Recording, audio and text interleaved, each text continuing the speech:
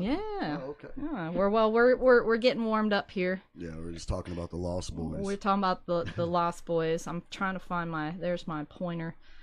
Yes. So we were just talking about favorite videos, favorite movies, and yes, I love the Lost I have for you guys that aren't here right now in the podcast room, but I've got a signature from Keith Sutherland over here from the Lost Boys. I'm like completely mesmerized by it. Yeah, so one of my absolute favorite movies of all time, really, for me at least, and we were just talking about I love it too. all that you're a movie buff. Hell yeah. Yeah. So what are some of your what's your favorite movies? What is like the top 5 list right now? Top 5 movies? Top 5 list. Oh God, let me think. Well, people might laugh, but right off the bat, I think Forrest Gump. That's a good one, yeah. I really do love that movie a lot. Yeah, Forrest Gump. I like the Evil Dead series. Nice. Reservoir Dogs. Nice. Definitely. Jeez, there's just so damn many. I mean, there's a lot of movies that I just would say, hey, I like the Friday the 13th movies a lot. You nice, know? Yeah. It's like, which one do you like? It's like, well, they're kind of all the same. So I just look at it as all like one big thing. There we go. Yeah, I love your hat. Now we're ready to go. Even though the horns are kind of, But in battle, that might work. That might work, yeah. You never know. I can just stab them? Wait, no, it's backwards. Oh, well, there we go. No. The top one is for headbutts and stabs. Yep. And the bottom one is to protect when somebody tries to grab you. There you go. It'll tear their bicep off if they try to grab you around the head. So we'll have to do some mock RPGing and see if that works or not. And get some good pads. Hell yeah. Go for it. I've been working out and doing learning boxing recently. So. Oh yeah, I'm into boxing. Yeah, I'm into boxing. Kind you of ever did see that. any of my videos? I have not. Some people laughed about it because they're like, "Oh, he doesn't know how to box." But it's like, dude, let me hit you with one of those shots. Stand in front of me and let's see how well. All right. All right. Take it? Okay. Yeah. So we are live. We are live from quarantine. Welcome to the Sonic Sphere podcast, guys. I am your hostess of the mostest. I'm the Platinum Viking, of course. And today, I'm going to say tonight the whole time because we're doing it during the day. It's a little weird because it's still light outside right now. Yeah, but yeah, it's a little weird. But we are going to, I'm going to say tonight and it's just going to happen. So yeah, sorry. But we've got Thom Mathews in the house. Well, I'm pretty excited about this one. Greetings and salutations. So I was trying to think on the way over here. When did I meet you first? That's what I was trying to remember. Oh, I met you at the Iron Maiden tribute. That's what it was. At Tin High. Okay, yeah. All right. Yeah, RMS played Number of the Beast that night. Yes, and that is one of my favorite actually Iron Maiden songs. We had a great time that night. There was some great. That was 2 years ago. A year ago? See, I'm 2017, I think. Okay. Yeah, because I remember so 3 years ago. I can remember because that week we played that, and then we played a show 2 days later, and I had used up all my vacation time at work for that whole week just to get those 2 shows in there. So yeah, I do remember things that. we do as musicians here, man. And also, guys, remember I have the new setup. Obviously, you can see all the pretty stuff all around here right now, and I can see you guys now. So if you guys like what you're hearing, you got questions, comments, anything like that, you can put them down there at the bottom there of the live feed, and I will see them, and we can talk to you guys now. We can see you. So, hell yeah. So pretty excited about that. Like I said, one of the things that we do here at the Sonic Sphere podcast is try to go through how is tech going to help us as musicians? And that's a question that I've always asked, and that's the rabbit hole that I've been going down. And I have pretty excited news real quick about that is we are now on YouTube. So, yep, figured that out a little bit. So this episode will also be on YouTube. So you can check us out at our Sonic Sphere podcast channel. So it'll be up there. Make sure you guys subscribe to that so that you guys know when there are new episodes coming out. And we've also moved our release date for the recorded podcast episodes. Of course, those will be on iTunes, Spotify, Stitcher, Streacher, whatever, wherever you get your podcast. That will be on Wednesday morning. That'll be out for you guys. So yeah, so many things. So again, welcome to Sonic Sphere Podcast. And tonight we are going to talk to Thom Mathews, local legend, shredder legend. Oh God, I wouldn't say all that. Oh yeah, yep. And I'm not local because I'm not really from here. So you're local because I know you from here. we didn't fly you in. We didn't fly you in. So you're local because you're here right now. And you are playing here in Atlanta. So he is an Atlanta musician right now. And we're going to get a little bit more into sort of all of that history and whatnot with you, and because you've had a journey, and this is all about the music journeys that we go on.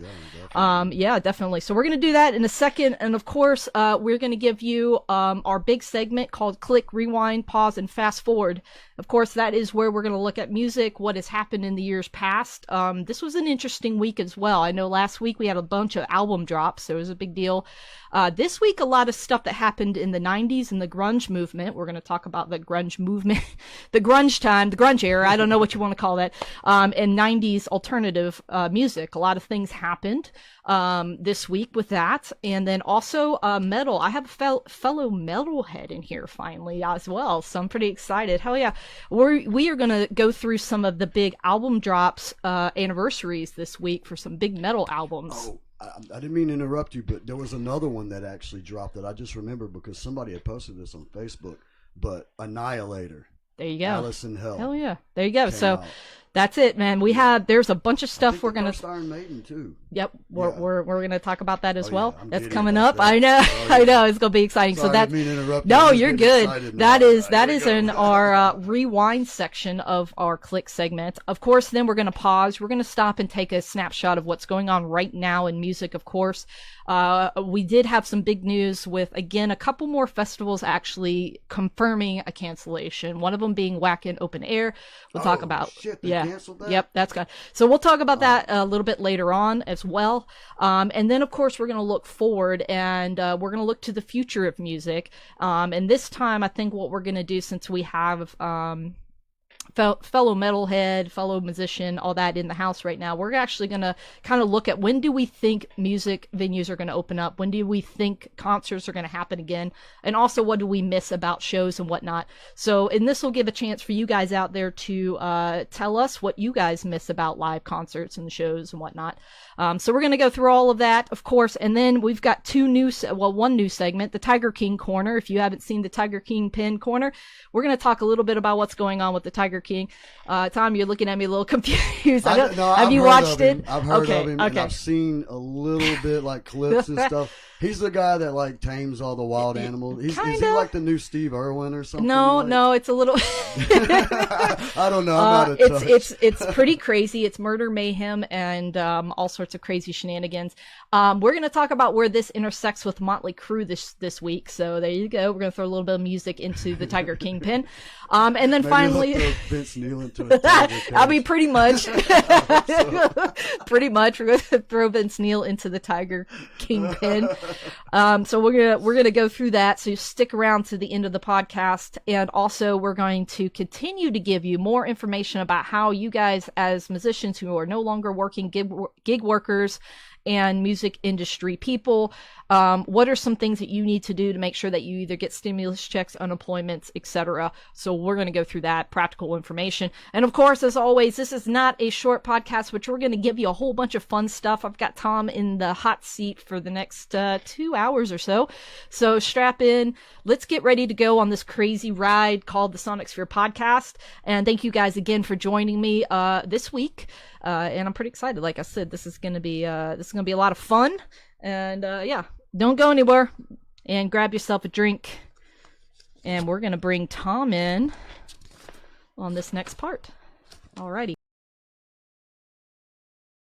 So tonight we've got special guests again. Thom Mathews, of course, he's a vocalist, guitarist. He plays with the Atlanta-based thrash trio RMS. We're going to talk about that a little bit. And of course, that's along with Angie Riley. Hey, Angie and Dave Stanquist. Strandquest. Strandquest. You know what? He wouldn't like it if you got his Strand. name No, wrong. I need to get it right. Yeah. Thank you. Strandquest. I don't have What's my up, glasses guys? on either right now. So, Got to give a shout out to my homies. Yep. Angie on bass and Dave on drums, and he also does a lot of the producing, right? He does sort of the recording and the producing in that half. He does all of that. Yeah, and you guys do it in his home studio, right? Yeah. He's got a setup in his basement, and okay. Basically we record, and then I basically bother him about what I want as far as sounds and frequencies, and he's like, okay, I'll figure it out. He's and got I leave it up to him, and he figures it out. He's got it. Awesome. Yeah. And we've had Angie on already. Of course, we will be having Dave on soon. I hope, because we do want to talk. I want to get in with him a little bit more about sort of producing, of course, in studios and all that stuff. He can answer a lot of those questions a lot better than I can as far as that sort of thing goes. So hell yeah. But so work with RMS. You've done a bunch of other stuff though as well. Solo artist. Yeah. You've got a bunch of that. You've already put out a album. You've already got an album out that's called, let's make sure I get this right, Entrancing the Populace. Oh, you're talking about, my instrumental stuff. That's actually my second album. Your second album, okay. My first one is called Minecraft. Minecraft, nice. Not the game. Jesus Christ. I know, dude, this has haunted me because, okay, look. I was going to say. Let me explain wait a minute. this, just so everybody, just to clarify. It's Mind, M-I-N-D. And the thing is I put it out, and it came out in 2006. And at the time, there was no such thing as that silly little game. But I swear to God, the album was out for like a year, and that damn game came out. and then everybody's like, your album's called Minecraft? No. Minecraft came out. Okay. Yeah. Now, is that an instrumental as well? Yeah. Okay. It's all instrumental. And it's like, I've had a lot of people tell me it got good reviews, and a lot of people have told me that they really like it. Is that out? Me personally, I'm like kind of like I'm iffy about it because I was really young when I did it, and I wouldn't say I was really young. I was just really green. Gotcha. And there's a lot of things like. And did you produce it yourself? I mean, was it all like self studio? Did you go in and do something with it? I actually went into a studio in Mobile, Alabama, Kinetic Studios, with a guy named Stephen Coker. Nice. And he actually played keyboards on that too. He's like the Rick Wakeman of modern. He's good. He's really good. And he did the keyboards on there, and he produced it for me. And I mean the album itself, when I look back on it, you can tell that there's a lot of green stuff going on in there as far as somebody really didn't know what they were doing. But as far as the guitar shit, I definitely knew what I was doing. I mean, in fact, some of the stuff I play on there, I look back at it now, I'm like, wait, how in the hell did I do that? Like, sometimes it's sometimes when you are green, you do things that are outside the box. Yeah, and, a lot of that happens. With that and sometimes you come across something that really works and is unique and different. And that's, for me, like when I look at a bunch of artists and stuff that have multiple old studio albums out. For me, a lot of times the almost the debut album, the first album, is one of my favorites because of the rawness, is what I call it. Sort of the whole. They haven't quite defined the sound yet. They're not doing it to a certain formula all the time necessarily. Yeah, you're right about that. And also, like, I think it was Gene Simmons that said you have your whole life to write your first album. Yeah. After that, that's when the roller coaster. Exactly. Because then you've got to have 2 to 3 albums already in your back pocket by the time you release that first album, which most of the time people don't. They just kind of do that first album, put it out there, and see what happens. But that's especially for me. One of the bands I can think of right off the top of my head is the Smashing Pumpkins. Even though Siamese Dream was obviously their big commercial landmark breakthrough, Gish is probably one of my favorite albums from them because honestly, it's to tell raw. You the truth, that's the only album album I like from Smashing Pumpkins. I know a Yeah, lot of people it's... probably would crucify me right now, but No, I'm no, not no, a no, big no. You fan, got we're in a but we're in a little minority, but it's still there. But yeah. yeah, no, it's and a lot of people I talk to know the later album, the Melancholy album, which hmm you know, it was him and a chance. They always say like your third album, you do the album that you always wanted to do. Yeah, Right? same with Because movies. It's like the trilogy, you know. The part 3 is where it's like anything goes. Right, anything goes. This is what I yeah, really wanted to do. I wanted to hire a 200-piece orchestra, but I couldn't have the money at the first one, so now we're going to do it at this one and whatnot. yeah. I'm not saying it is a masterpiece, but there's just something about the Gish album that's raw. It's like in your face. It is like raw emotion. It's not. Well, that's the thing. It's also what you were talking about before, as far as like you're not in the box. You're not confined to anything because you don't have any expectations from anybody. Right, exactly. Your only expectations are from yourself. Yeah. Like, you know, it's like we were talking about my album, Entrancing the Populace. That was my second instrumental and that came out in 2011. Right? Yeah. So it's about... And when that one came out, I'm like, dude, this one kills my first one. And then I have people going, I really like Minecraft. Entrancing the Populace was good, but I really liked... I'm like, why do you like that other one better? You know, and then it's like, then I start getting all like, you know, but you can't control. So can you find is Minecraft out on anything? Because I know you can order it. I mean, it's. Okay. I'm sure you can still find it on Amazon or eBay or as like a physical CD. Yeah. Okay, I mean, so you don't have a digital. I don't personally, but you know, okay. I was on a record label called Black Flame Records, and I don't think that they're still going. Yeah. But I'm sure you could find it somewhere if you wanted any kind of whatever. It's Nico again. Nico invaded the podcast again. You need to go play drums, Nico. Nico's like, I'm 21, man. What else do you want from me? Nico McBrain. I'm actually 120 right now in cat years. What else do you want from me? You're that old? Yeah, he's old. Jeez. He's that old. But yeah, okay. So, but I do know the second album you can get on YouTube. I know that one's out on YouTube. Yeah, the other one, the Entrancing the Populace, never got an actual release because nobody would give it a chance. Which is kind of funny now. Is like when I released it, you know, everybody's like, "Oh, and nobody likes that instrumental shred guitar stuff," and I had to deal with that crap constantly from just ignorant. But now people are like, "Oh man, this is amazing. Where do I find it?" Yeah. Go figure, man. Figure. It took them about 4 years, 5 years. So what do you think is the change? Do you think like putting out sort of what you're doing now, and do you think that's what changed, or do you think maybe it's the technology or the way that we consume music? I think people just got tired of hearing mediocre shit. I mean, like, I'm not trying to say that like my music is the greatest music in the world, but you can't compare me to anybody else for the most part. You know, that's for all my shortcomings as a musician. At least that's one thing that I have. That's a leg up that I have. Yeah. You know, so a little bit later we're going to play. So I do want to get a little bit more into RMS for a little bit. Because I know you can find the Populous album on YouTube. You also have a project that you've been doing with RMS, and that has been going on for how long? Oh, we started in 2016. So, okay. Yeah, about. So 4 years. Almost 4 years. Almost about 4 years. 4 years. Yeah. Right. 4 years, give or take.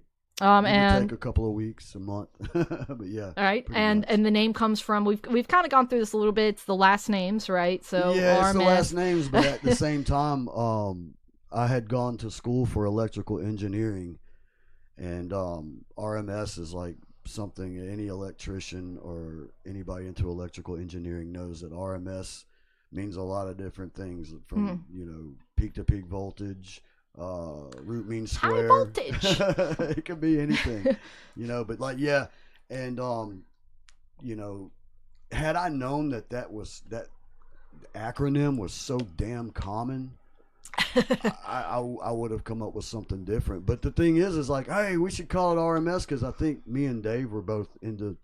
We were like listening to Emerson, Lake and Palmer, and I was like, ELP. We should call ourselves RMS. There you go. Well, it worked for ELO, which we'll talk about a little bit later on. ELO, Electric Light Orchestra. Yeah, DRI, dirty, rotten imbeciles. I mean, yeah, I'm like, cool, why not? And then all of a sudden, it's like, geez, man, I find out that not only does it mean like peak to peak voltage, root means square. It's like, well, damn, there was an amp called RMS. Well, you know what? It's good and bad. RMS. It's good and bad because that means at least Christ. people see the name out there. They're somewhat familiar with it. Yeah. Obviously, it's like what I tell people when they're coming up with names.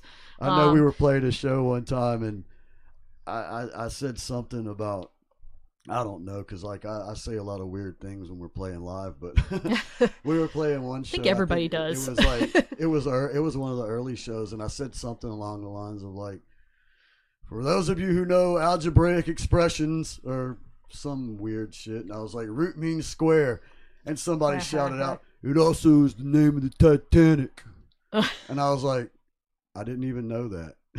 Yeah. And it's like, shit, another one. Oh God. Well. Oh man. So, but yeah. So, anytime one of the things that we do here is we do Garage Fest here locally, and I've got a lot of young bands that come through, and one of the things is like, you know, naming, like when you come up with your names, and one of the things I always say is, you know, to go to YouTube, or go to well, YouTube too, but go to Google, type in whatever you're thinking about using, and see what comes up first. You know, yeah, we should have done that, and kind of see, you know, are you going to be able to like basically be more popular than whatever comes up first? Because if you're not, you might have some trouble with that. So, or if it's so obscure, you're never going to be found. Yeah. Oh God. Yeah. So I've had some pretty bad band names. Oh yeah, in the too. past. Me too. I just say it was like Body Heat Activated. Body Heat Activated. Yeah, oh God, what kind of products come up for that? Oh, it was horrible. We were like looking at, I think we were just looking around at labels and stuff. Of course, you like picking it up. Oh, Nirvana did Bleach. Well, let's see. You know, we can like find whatever. And it was on a anti deodorant. That's a Body Heat Activated. Oh my God, horrible. You guys listen to BHA. So really think about your band names before you come out with them. Yeah. Please do. Yeah, that's there's some. You don't want to end up like me. There's some bad stuff out there. So yeah, and you know, I do the daily posting of like everybody that's playing in Atlanta and all the open jams and whatnot on my page as well, my Facebook page. And there's some names that I'm just like, this is pretty bad. You know what I hate is when you see like a flyer for a death metal or a black metal show, and those logos. Yeah, it's like a bunch of sticks. You literally can't read any of them. It's like scratch. And it's like, what the hell is this? And then like the hardcore black metal fan be like, if you can't read that, then you're just not black metal, man. You know? I mean, I like the artistic. I like the artistry behind it. I get it, but I don't. I think if you can't read your band's name, then you're just, what the hell are you even putting it out there for? There you go. You know? So there you go. So definitely. All right. Well, let's get a little bit. Bad to be part of this. I know Nico is. He will sit right next to you in a second. Sit by me. You can come here. Yeah. All right, so let's go back to a little bit back in time, and let's kind of talk about, because we haven't had you on here yet. So I've had you over a bunch. We've done workshops together. We've done Garage Fest a bunch of times. I've had them come out. My guy. We've done the shred clinics with you, and those have been awesome. But what got you? What's the beginning story? Walk me back to when it all began. Like, what got you into music, and when did it all start? You talk about going down a rabbit hole. Okay, here we go. I guess you could say it all started when my house burned down when I was a little kid. I know that's a weird way to start it, but yes, my house burned down. And I had this really crappy acoustic guitar in my bedroom that it was right-handed, of course. You know, I'm left-handed, so I never learned. Another lefty on our show, by the way. I think the lefties are winning right now as far as musicians on our show. You see that? I mean, my drum set is eternally set up as a lefty drum set. I mean, you know. But pretty much what happened is I never learned how to do a damn thing on it, but I was about 13 years old, and my damn house burned down.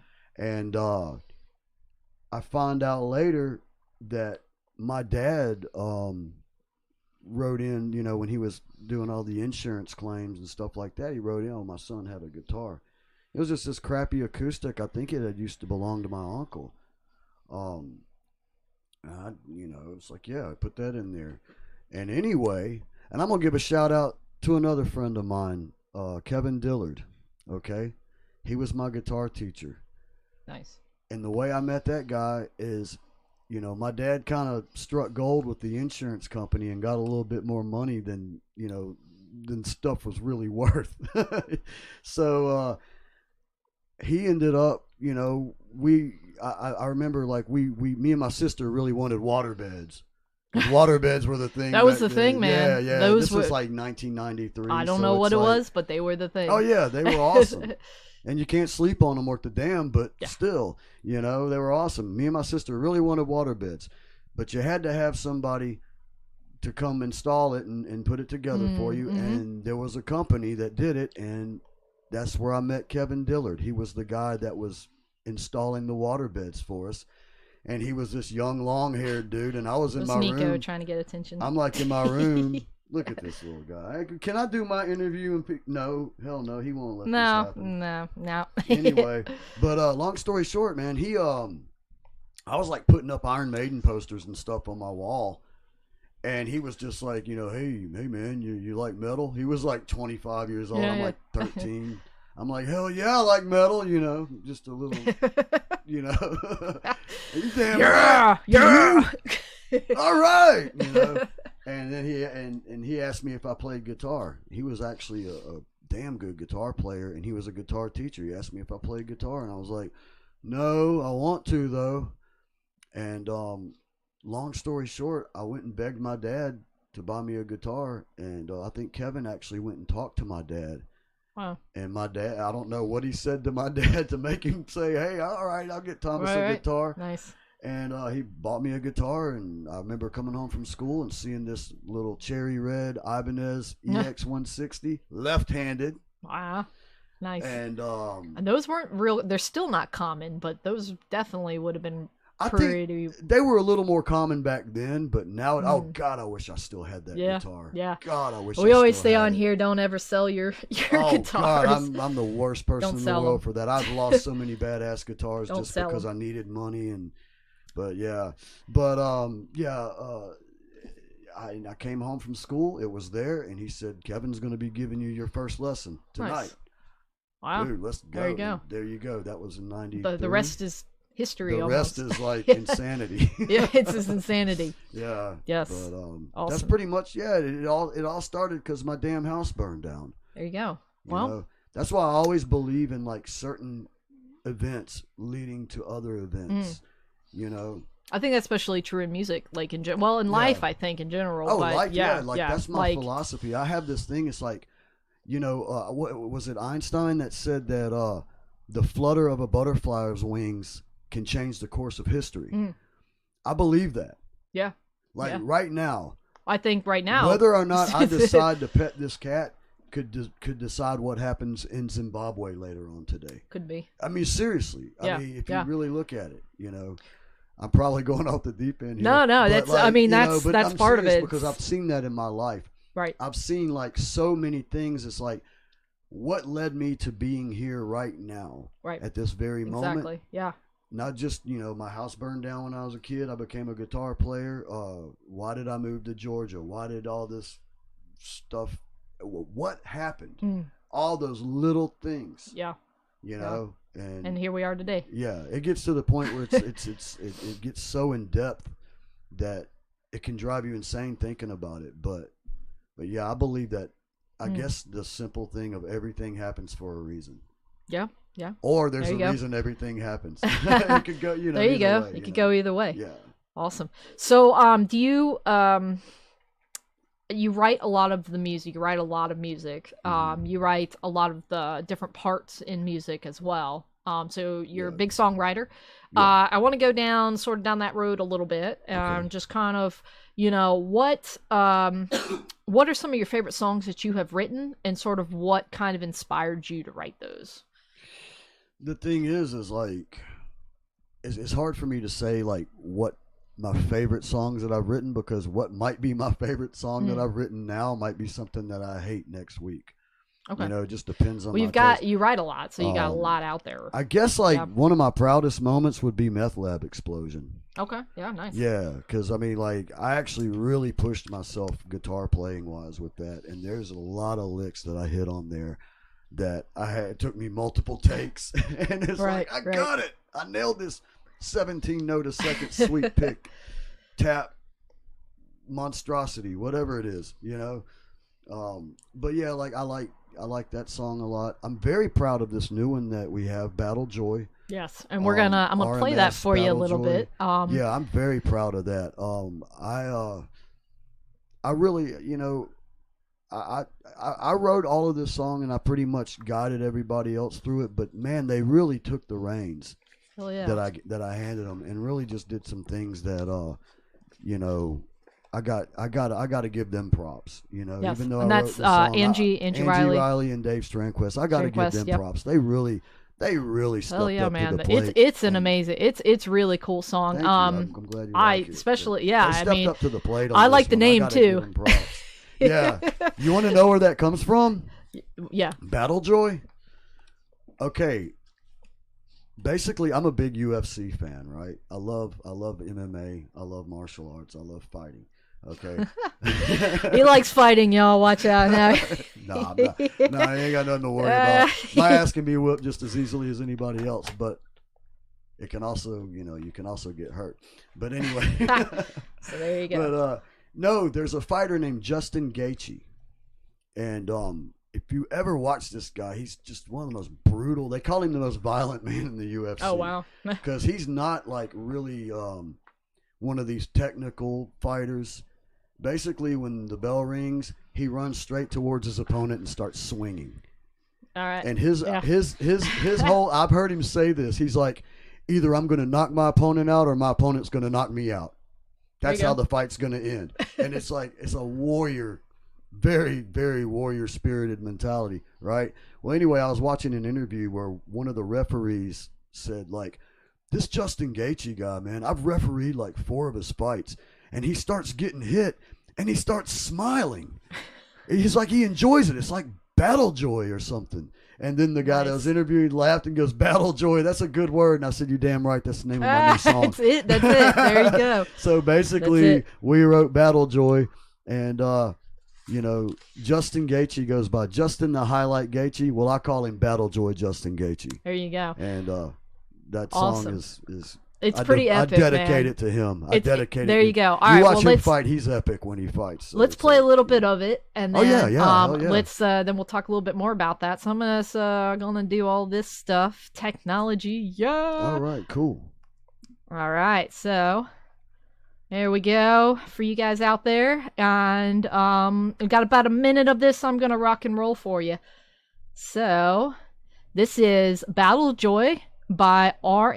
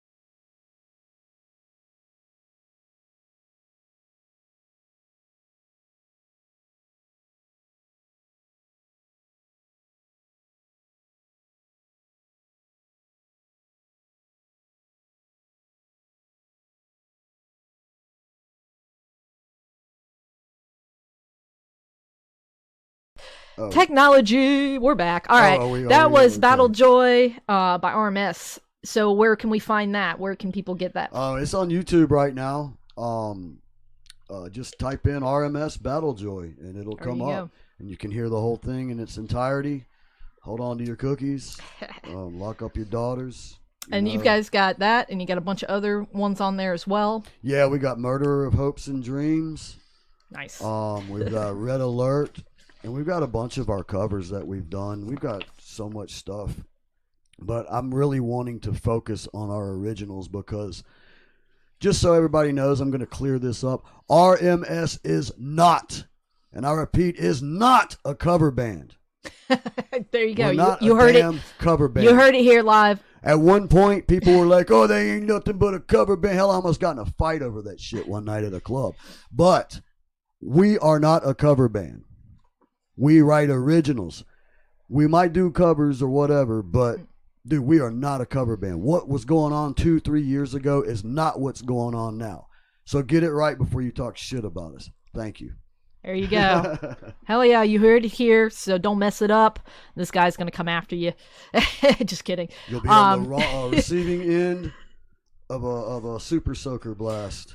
So the real quick, so what on that song, what was sort of like that beginning part? It's very distinctive. Sort of how did you come up with that first initial? It kind of sounds like a siren almost. Are you talking about Battle Joy? On Battle Joy. Yeah. It's just I don't want to explain too much cuz I don't want to give away some of my secret techniques. But it's all just staccato stuff and I'm using harmonics. Nice. And it's funny you say it sounds like a siren. I was trying to make it sound like Roman horns. Huh. Like, okay. you know, like dun dun dun dun. Oh, okay. Okay. It was kind of like a horn, too, a little bit. The way it okay. builds I up, gotcha. it's exactly like that. It's nice. Like, nice. Dun, dun, dun, dun, dun, dun, dun, you know, and it keeps, you know, that's how I wanted it to build up. Hell yeah. But, all right. you know, it's just, you know, I just was trying to come up with some crazy picking stuff. Nice. The main riff coming in there. I'm sure people think they would know how to play it, but if you saw how I actually play it, there's so much more going on than you would think. So, you know, it's a little technique that I'm not going to say I invented it, but I've never seen anybody else do it. And you've done this you did this in the workshop, right? Yeah. And everybody was like, that's crazy. Yeah. Like, how are you doing that? I think we spent like 30 minutes on just this one thing. Yeah. It was pretty crazy. Yeah, I remember that. Yeah. Yeah, that was cool. So if you're in the Atlanta area, we're going to bring Thom Mathews back to do some more of these shred clinics with us because they're a lot of fun. Once we can be up and about and do things, obviously, and also bring RMS and, of course, bring Thom back in as well as maybe doing some instrumental show with us. So you're gonna have more metal in your life, people. More metal in your life. If you don't have any metal in your life, then you're just, oh my god. That's I couldn't do it. I couldn't be. This virus will take you over if you don't go. listen to metal. There you go. All right. Very cool. So, all right. So at the end of the day, and I like to ask this as kind of a new part, but what do you want people to sort of take away from the music that you've been putting out? What is the I don't know what I want people to take away from what I have to offer. I say give it a fair listen and take what you want, you know. It's I've always said, you know, if you like what I'm doing, that's cool. If you don't like it, that's cool too. I always leave it into the listener, you know, leave it up to the listener. I don't say, hey, everybody's going to look at this song like this or that, because I don't know how people are going to look at something. Right, yeah. You might have something that you think is your masterpiece. Right. And everybody just thinks it's a dud. Yeah. And then you might have a song that you think is the biggest piece of shit in the world. Next thing you know, you got yourself a hit. It's happened, and we've talked about that in the music history part. How a lot of these albums hit and got nothing, and all of a sudden they are like one of the best selling albums. Dude, Slash said that. Like, I was reading Slash's book not too long ago, and he said that that Sweet Child O' Mine riff was like this little thing that he was just working on as like a little exercise. They had already had that whole album recorded. Wow. And minus Sweet Child O' Mine. Minus that and that's it. And he was doing that, and the producer's like, hey, man, that's pretty cool. And he's like, no, this is just something no, it's pretty cool. No, this is just, no, it's cool. Oh God! And then they started, and they all thought that song was the. Well, of course, Axl loved it because he got to talk about his girlfriend. But, right. Dude, Slash and Duff thought the song was the biggest piece of shit. And then look what happened. Yeah, it's like, it's probably one of the, and of course now everybody and their mamas play it in every bar and around America. Can you imagine how painful that was for them to have to go play that show night after night because everybody's I mean, I'm probably they thought it sucked. It happens all the time. Oh, it happens God. all the time with multiple bands. Man. We'll talk about that. But there's certain songs that I've put out that I thought everybody was just gonna fucking love it. Oh, Sorry about that. Oops.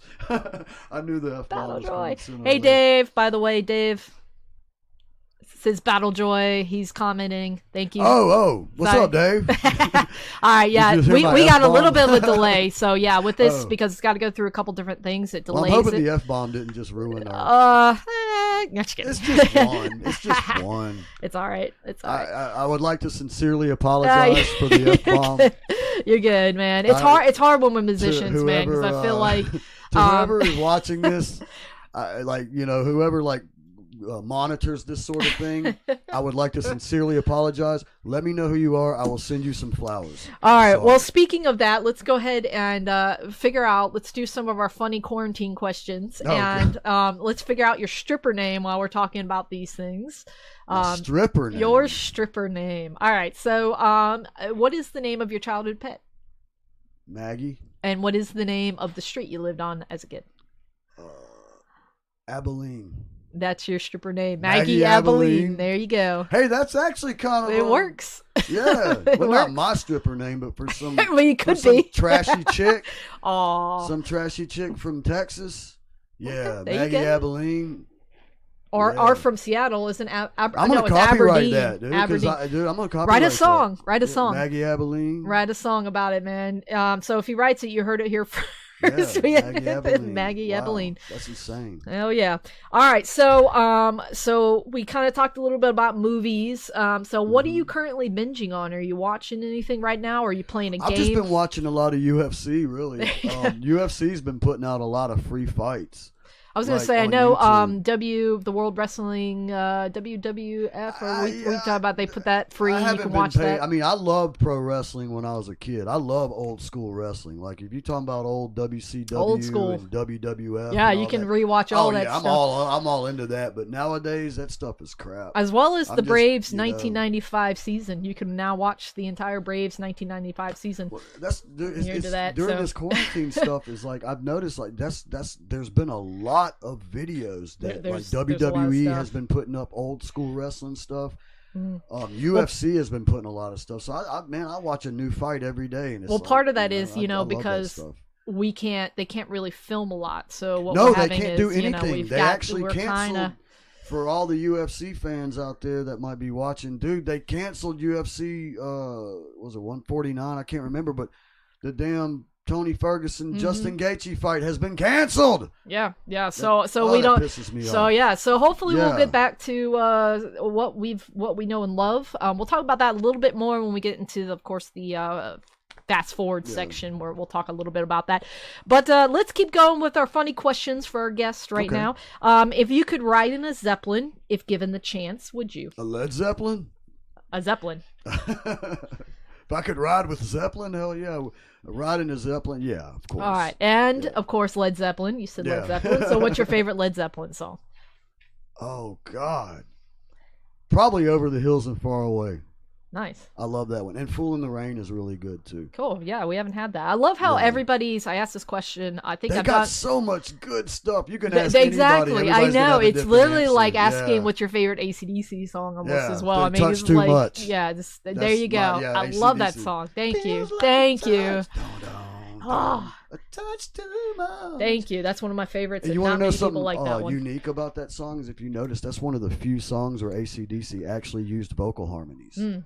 If you really pay attention to it. Because Angus Young said he hated vocal harmonies because when he was growing up, like whenever they were doing AC/DC and people were doing harmonies, all these 70s bands, he said it sounded like Alvin and the Chipmunks. Oh, yeah.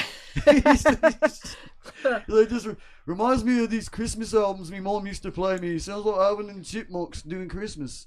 Kind of sound like Aussie. Yeah. I don't know. You sound. Yeah. Well, I was trying to do I can't do the Australian. That's it okay. sounds more like great. English. That's pretty good. That was good Ozzy Osbourne. I'm gonna get you to do some more of that. Oh, this new band on Miss, they got this on Bellajoy. He's really good one. He's a good guitar player. There you go. You heard it from Ozzy Osbourne here on the Sonic Sphere podcast. If I get a few beers in me, I'll do Forrest Gump. Too. Oh my goodness! All right. All right. So, what is the first thing that you would do if we were in a zombie apocalypse? Start killing people that I don't like. Oh, well, maybe the zombies will take care of that. It'd give me an excuse to go after people. Like, while they're all like, about the zombies, I'm ignoring the zombies and going after my enemies. Aww. And then, after that, I don't know. You're actually a sweet guy. I know. You're such a sweet guy. I know. I have my moments. I'm so cuddly. All right. Well, speaking of that, if you could have one superpower, what would it be? Oh, time travel. Time travel. Okay. Yes. All right. Yes. Forward or backwards. Yes. And you'd be okay if it messed up everything. Well, I think if you went forward, it wouldn't mess up anything. If you went backwards, you'd have to be so careful. But yeah, it's still. Yeah. I mean, if I had the time travel ability, I wouldn't do anything. Well, it's like I said earlier, the flutter of the butterfly wing can change. If I went back to like 1985 and got to see, Duran Duran live in their prime, that'd be cool. Who knows what could have happened at that concert that would have changed the course of history. You could have gone totally into pop music. But what I'm saying is, like, I could have gone to this concert, right? Right. And somebody could have tripped over one of my shoelaces or something. Mm-hmm. And then... Or killed a cockroach accidentally or something. Something could have happened to where now... Changed everything. I come back and it's like... The world is an apocalyptic wasteland full of zombies. There you go. All because I went to that damn Duran Duran concert back in 1985. Shit. You never know, man. All right. All right. So just a few more. If you could be a fruit, what fruit would you be? Oh God. I mean, I don't want to be a fruit because fruits get eaten. I don't want to be eaten, but I mean, that's my answer. I don't want to be any fruit. Okay. That sucks, dude. All right. I do. Who wants to be an apple and have somebody bite into them, or who wants to be an orange and have somebody just peel their skin off? That sucks. I mean, you put it that way. I don't know. I don't want to be a fruit. I refuse to be a fruit. Okay. No. All right. So, final question: toilet paper over or under, or you don't care? What now? Toilet paper. When you put the toilet paper roll in, over. Do you put it over so that it comes over? Do you put it where it goes under, or do you not care? Oh, on a toilet paper roll? Yeah. I don't even use a toilet. I put that shit on my counter, and so I can easily grab it. I don't like you sitting there playing with the little doog. So that's a first. So no toilet paper roll. No toilet paper roll. Just have that shit sitting on your counter where you can grab it and unroll it however you please. Awesome. Whatever you wish. You got it. Toilet paper roll limits you. Awesome. So, awesome. Yeah. Alrighty. Well, that is all of our funny quarantine questions. God, man, I was hoping they would keep coming. Like, this is fun. Well, I've got a whole bunch more. Ask them. Let's see. Let me get my book. Of course, I don't have them easily available. All right. Let's see. All right, yeah, no, I'm gonna probably have to do this when we get back because I don't have them with me right now. Well, we can go back to something we talked about earlier. Okay. Band names. What's the best band name you've ever heard, and what's the worst band name you've ever heard? Oh, as far as like famous bands that have made it, or even local bands that you're local like. bands. I mean, I could come up with bad band names all day. Well, we're not talking bad about anybody. So I mean, like, not local band, but I mean, I guess let me rephrase that: underground bands. Underground bands, yeah. But I think I'm going to go with bands that have made it big. Okay. And what's the best and the worst? Yes. Bands that have made it big. Oh, God. I'd say, I don't know what the best, but I could name a few that I think are cool. We just mentioned Led Zeppelin. That's a badass name. It's a good one. Black Sabbath. That's a badass name. Even though it was kind of stolen from a movie, it's still badass. Metallica. That's great. Yeah. Megadeth. Those are good names. Those are good names. Slayer. Those are just really good names. But then let's go to names of bands that made it that really. It's like, how the hell did this band make it? One of the ones that for me is like Wham. Wham. I don't know if I get Wham. But I they have to suck say, anyway. They suck all around. Hey man, they did the Aha movie music video, and it's one of the biggest. Wait, no, they didn't. Never mind. You will never Forget hear that. me. Never mind. I'm You'll getting never them hear me all speak- mixed up right You'll now. never hear me speak highly of Wham. Wham is I don't get Wham. No Wham. I don't get Wham. They suck. Yeah, I'm not getting that one. There was a couple others, but that one was pretty crazy. Yeah, it's hard because it's like you got to think about like certain band names. It's like you're so used to hearing them. Right. If they made it big, you don't realize how bad the band name is. Yeah. Well, there's a couple they started as one name and they changed their name, and we've done a couple of those in the history of stuff, and where they have changed their name. Over time, and they started with some really bad. Really bad You know, stuff. you got me like fishing my memory banks here. I'm looking for like the worst. All right. band Well, names. y'all can comment below what you think the worst names are. I got it. Who the hell thought it was a good idea to name their band Yes? Oh, yes. I love that band. Yeah. I really am a huge weird. fan. That's I've weird. got like 8 of their albums, but Yes. that's the stupidest Yes. band name. Yes. When you think about it. Yes. Hey, have you heard that new band that just come out? What band? Yes. Also, what are they called? Also, Yes. the band. You know, you talking about Robbie Robertson's band? The band. Yeah, it's dude. weird. Robbie Robertson's a fire guitar player, that was dude. weird. But The band. It's like that's the a band. Stupid name. I also thought live was hard because it's like live. Oh, that band. Yeah. You know? It was like appearing tonight live. Oh, there were some bad alternative rock bands with some bad names. Crash Test Dummies.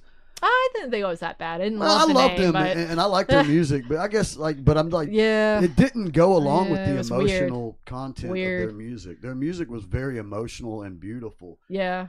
And interesting. To hear them called Crash Test Dummies. That sounds like our presidents of the United States of America or something like that. That one. Come on, dude. that was rough. Really, that's the best you guys could go. That was rough. Let's call our band Governor. Oh, that's funny. Governor of Georgia. Actually, it's funny. I had a cover band and we were going to call it Governor. I was like, Governor. I was like... My condolences. I know. My I'm condolences. glad it didn't keep going. But anyways, all right. Well, we're going to end on that because... but I'm still like I'm trying to think. So we're gonna take an intermission real quick, get some drinks, go to the bathroom, think of some more horrible band names. Go have me a cigarette so intermission, guys, don't go anywhere. We'll be right back, of course, and we're gonna keep this craziness going, this journey, this walla banga of fun. We're gonna keep it going. So intermission, guys, don't go anywhere. We'll be right back on the Sonic Sphere podcast. All right. Yes. You know that one little guy, the 3 nasty little trolls or whatever the fuck they were. Are you calling me a nasty troll? That one little Are guy, you calling me a nasty the one troll? that had that really weird helmet. The one that was like, he was the goofy one. They were always slapping him because he always saying dumb shit.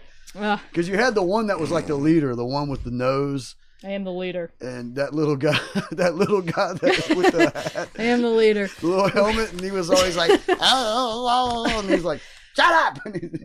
All right, guys, we are back with the Sonic Spirit podcast. We are Oh, live. I've got my actual Viking helmet here. You look like the little guy from Legend. I'm telling you, that's the first little thing guy that came from to mind. Legend. I don't know. I can't wear this the whole time, but I literally cannot see.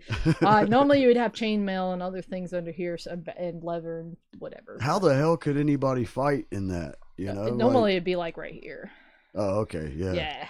Well, you got to have a big old pumpkin head for that thing to fit like that. Well, you would have armor and all sorts of other stuff under here. But anyways, there we go. Yeah. So I wanted to bring my real helmet because, if you don't know me, I love hats and weird things and Viking things, obviously. Yeah, I'll say, and I but wish one I of the brought things, my hat with me, man. One of the things that we do here is we like to dress up. We have a lot of costuming stuff and whatnot. We do cosplay. If you guys don't know what that is where you dress up as different characters and whatnot, and we do that a lot here. I know you've been to a couple Halloween shows where we've dressed pretty ridiculously and whatnot. So, Oh, I remember when you dressed up and started beating the hell out of everybody with a plastic sword. That happens too. That I was like, man, this is awful. That happens as well. I think I fell down the hill that night too. No, I did. You remember, you gave me a lightsaber. I'm like, cool, I'm going to be a Jedi. That was bad. I think, okay, and and I had my cowboy boots on, and I was like completely banana heeled. And you like clocked me in the side with that plastic sword, and I was like, wait, that shit hurt. And I backed up, and I just went ass over tea kettle all the way down that hill. And I was like, man, this sucks. I give up. You win. Yeah. Yep. So, yeah. All right. Well, let's get into. Let's go ahead and get into. Are we going to still talk about stupid band names? Yeah. So, did you think of one? Well, no. What I was thinking of, me and Amy actually lightly discussed this for just a second about not just bad band names, but bad stage names for people. And the one I came up with was, and I love her. She's beautiful, but Fiona Apple. I don't think it's that bad. Yeah, it's like, well, it's not as good as Winona Orange, I guess. Winona Orange.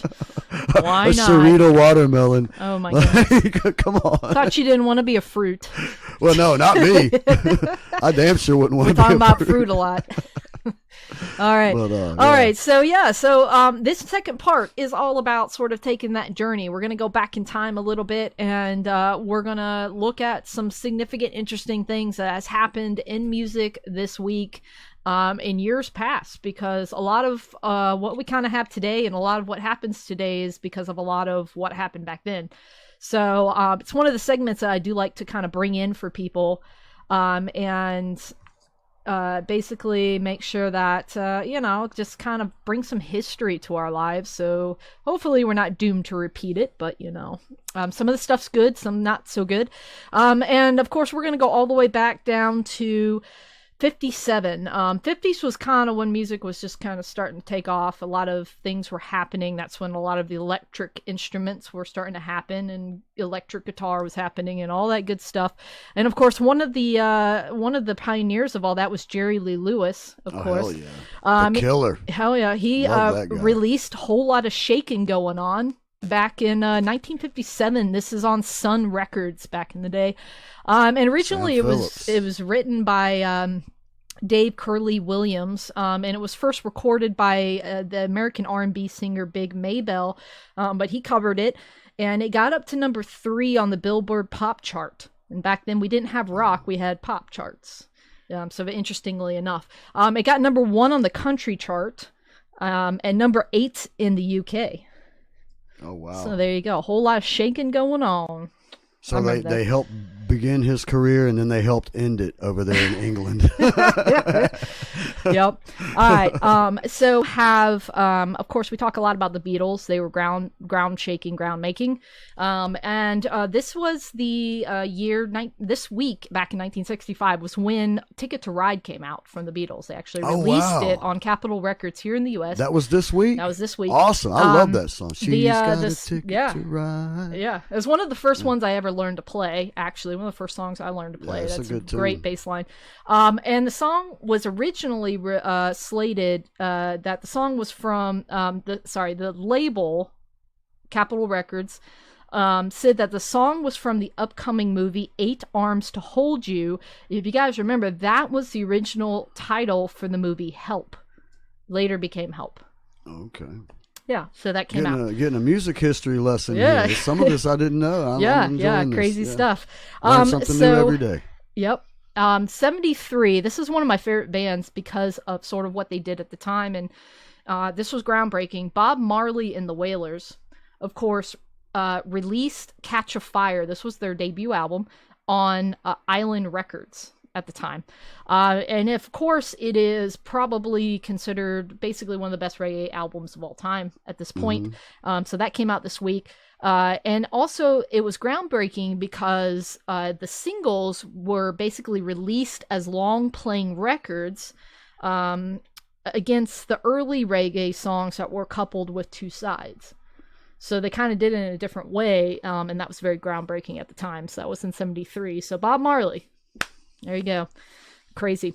All right. So David Bowie, we talk a lot about David Bowie because he's just put so much out. He's done so much. Obviously big name, influenced a lot of people. Yeah, David Bowie put out his 6th studio album called Aladdin Sane.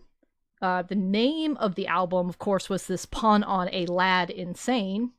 Oh, and Aladdin Sane. Yeah, that's pretty good. So it had 2 hit singles basically came out. It was included in the album. What year was this? This is 73. 70. Okay, well. so yeah, 73. Okay, yeah. And so they put 2 singles out before they released it. One, of course, being the Genie, and the second one being a Drive-In Saturday. And these 2 became somewhat hits for him, not major hits, but big hits. And so those singles came out. All right, so again, still sticking with the 70s. A lot of stuff always happens in the 70s, of course. Golden age for music. Then Lizzie released... Oh, now you're speaking my language for real. Then Lizzie released 9th studio album. This was called The Black Rose, a rock Oh, hell legend. yes. I know this. Dun, dun, dun, dun, dun, dun, dun, dun, dun, dun. Oh, man, don't get me started. Oh, yeah. All right, yeah, exactly. So the album, it featured guitarist Gary Moore. Yes. And it contained a couple different songs that went on to be hits. Do Anything You Want To, Waiting for an Alibi, and Sarah. Those 3 were on that album. Yeah. Song. And of course, Sarah was named after, it was written with Moore about Lynotte's newborn daughter name. Oh, okay. So that's where the name came from. So that was 79. I always thought it was about a chick that he liked. No, it's about it is about a chick. But I mean, you know what I mean. Like, Yeah. you About hear a these chick. songs, and it's like you think that. Yeah, but so there you go. So Yeah. 79, Thin Lizzy, that was their 9th Thin studio Lizzy album. was fantastic. that? I loved that band. I love them. I Yeah. love what they did in the past. Like, Yep. yeah, Emerald. Very cool. Yeah. You've never so heard that rock song legends, Emerald man. by Thin Lizzy? Check it out. You'll find out where Iron Maiden got their sound. Yep. Honestly. Yeah. They influence a lot of people. Yeah. All right, so we're gonna move. We don't have much in the 80s. Oh no, this is out of place. Never mind. We are gonna move. This is all out of place. So just okay. Don't worry about that. We're just gonna go all over time. So nothing really badass happened No, in the 80s? it did. We haven't gotten to that. All right, so let's go back to as long as it's not Wham. If it's Wham, I don't want to hear about it. All right, let's go back to 1967. We're actually going to go all the way back to 60s again. And this is when the Bee Gees released New York Mining Disaster 1941. And this was on Playdor Records. And it was basically released with this slogan announcing it as the most significant talent since the Beatles. They said that about the Bee Gees? Yes. Whoever said that should be slapped. So anyway, that's what came out with. That was the label that put it out. And the record became a top 20s hit in the UK and the US, of course. This was in 67. All right, so we're going to go back to David Bowie again, 1967. God, thank you. I didn't want to hear any more about the Bee Gees. 1967. He put out this interesting record. It was kind of a different thing. It was called The Laughing Gnome. And this was released in the UK. So anybody that's a big David Bowie fan, is which one had Space Oddity on it? That was a bit later. Oh, okay. Yeah, okay. This is kind of a offbeat record. The track consisted basically of the singer. He was meeting and talking with a creature of the title, the gnome, and they sped up. They had this sped up voice that they used. And basically it was done by Bowie and the studio engineer at the time. And they basically delivered a whole bunch of puns on the word gnome. Cocaine is a hell of a drug, people. Yeah. And the song became a hit. The Laughing Gnome became a hit when it was reissued later in 73. Despite it being very different, obviously, from the material he was putting out at the time. Yeah. And it became number 6 in the UK charts even. It got pretty high. So there you go. The Laughing Gnome. The Laughing... Oh, man. This is something my mom and bandmate gave me recently. It's for Christmas. It's a kitty eating a gnome. Yeah, that's pretty creepy and pretty cool. I might end up stealing that. She's going to notice that's like missing when I leave. The funny thing is my mom gave me one, and then my bandmate gave me one, and they didn't know they had both given me the same exact thing. Oh, really? I would think that like one person made that and there's no other. I know, you would think. I have two of them. Because that thing's bizarre. I have two of them. It's pretty. See the gnome? Really? Can I have one? And then the kitty. I'll give you like $5 in a 6-pack. Kitty's kind of deranged looking a little bit. Yeah, I like it. All right, so yeah. So anyways, so I love gnomes. I'm big into gnomes. Anyways, so there's all that crazy stuff. All right, so 1970, of course, we have Santana. Goes into the studio and he begins sessions for what would basically become Abraxas at Wally Heider. Oh man, that dude! The album Abraxas, at the Wally Heider recording studio that was in San Fran, California. It released in September of 1970. Abraxas, of course, peaked at #1 on the U.S. charts. Very popular record, one of his big records.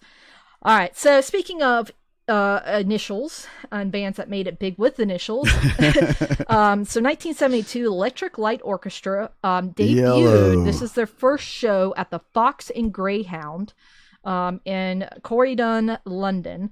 And of course, ELO was formed to accommodate former Move members Roy Wood and Jeff Lane, desire to create sort of this modern rock pop songs with these classical overtones, essentially. Yeah. Wood departed following that debut record, though. Lane wrote and arranged all of the group's original compositions and then produced every album after that. So, very interesting ELO. So they made their debut, first show, this week, back in 1972. Man, there's a lot going on this week. There's a lot. I told you, it's a big week. All right, so one of my favorite bands as well, the Eagles, of course, released their second studio album, Desperado, this week, 1973.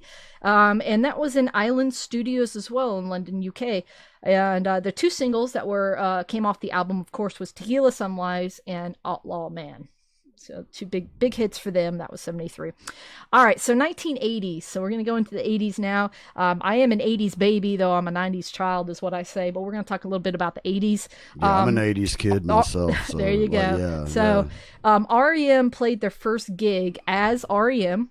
This was at the 1111 Coffee Club in Athens, Georgia, here, local boys. After you're done telling this, I got to tell you a great REM story about Michael Stipe getting knocked the fuck out by somebody. All right, so we're going to talk about that here. All right, so basically he played at the Coffee Club in Athens. I'm pretty sure that's not there anymore. I've been to Athens a couple times now and played.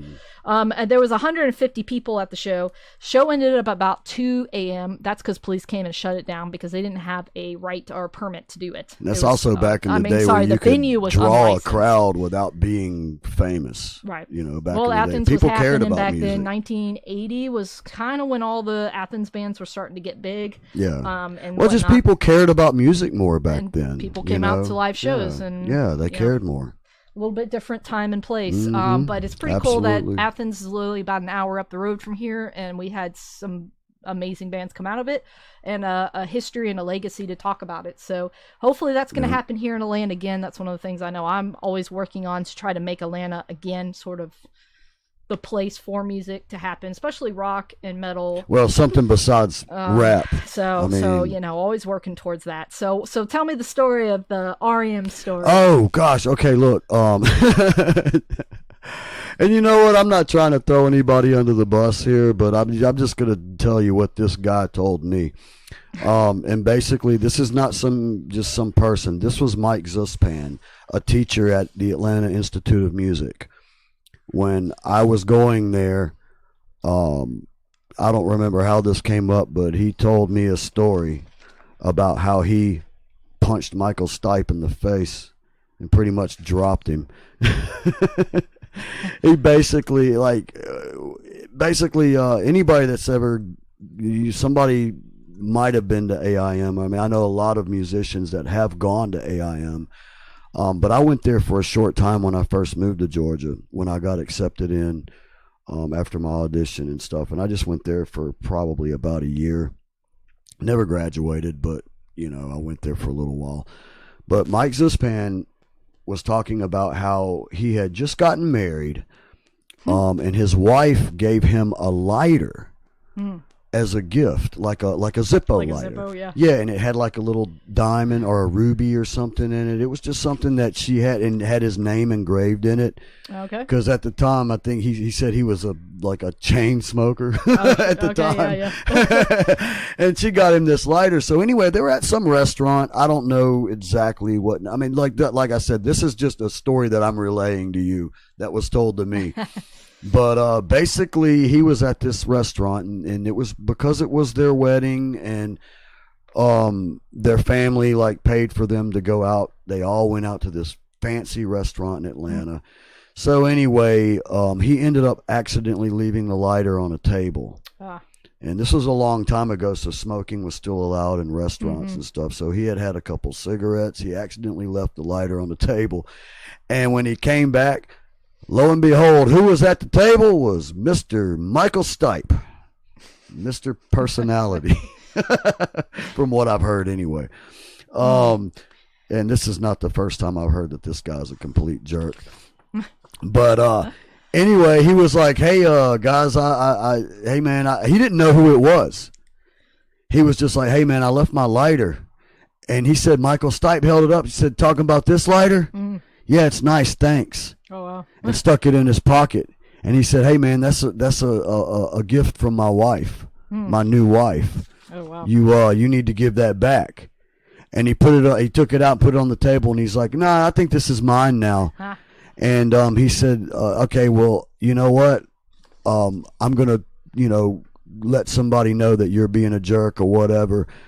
And there's no security. I mean, this is a fancy restaurant.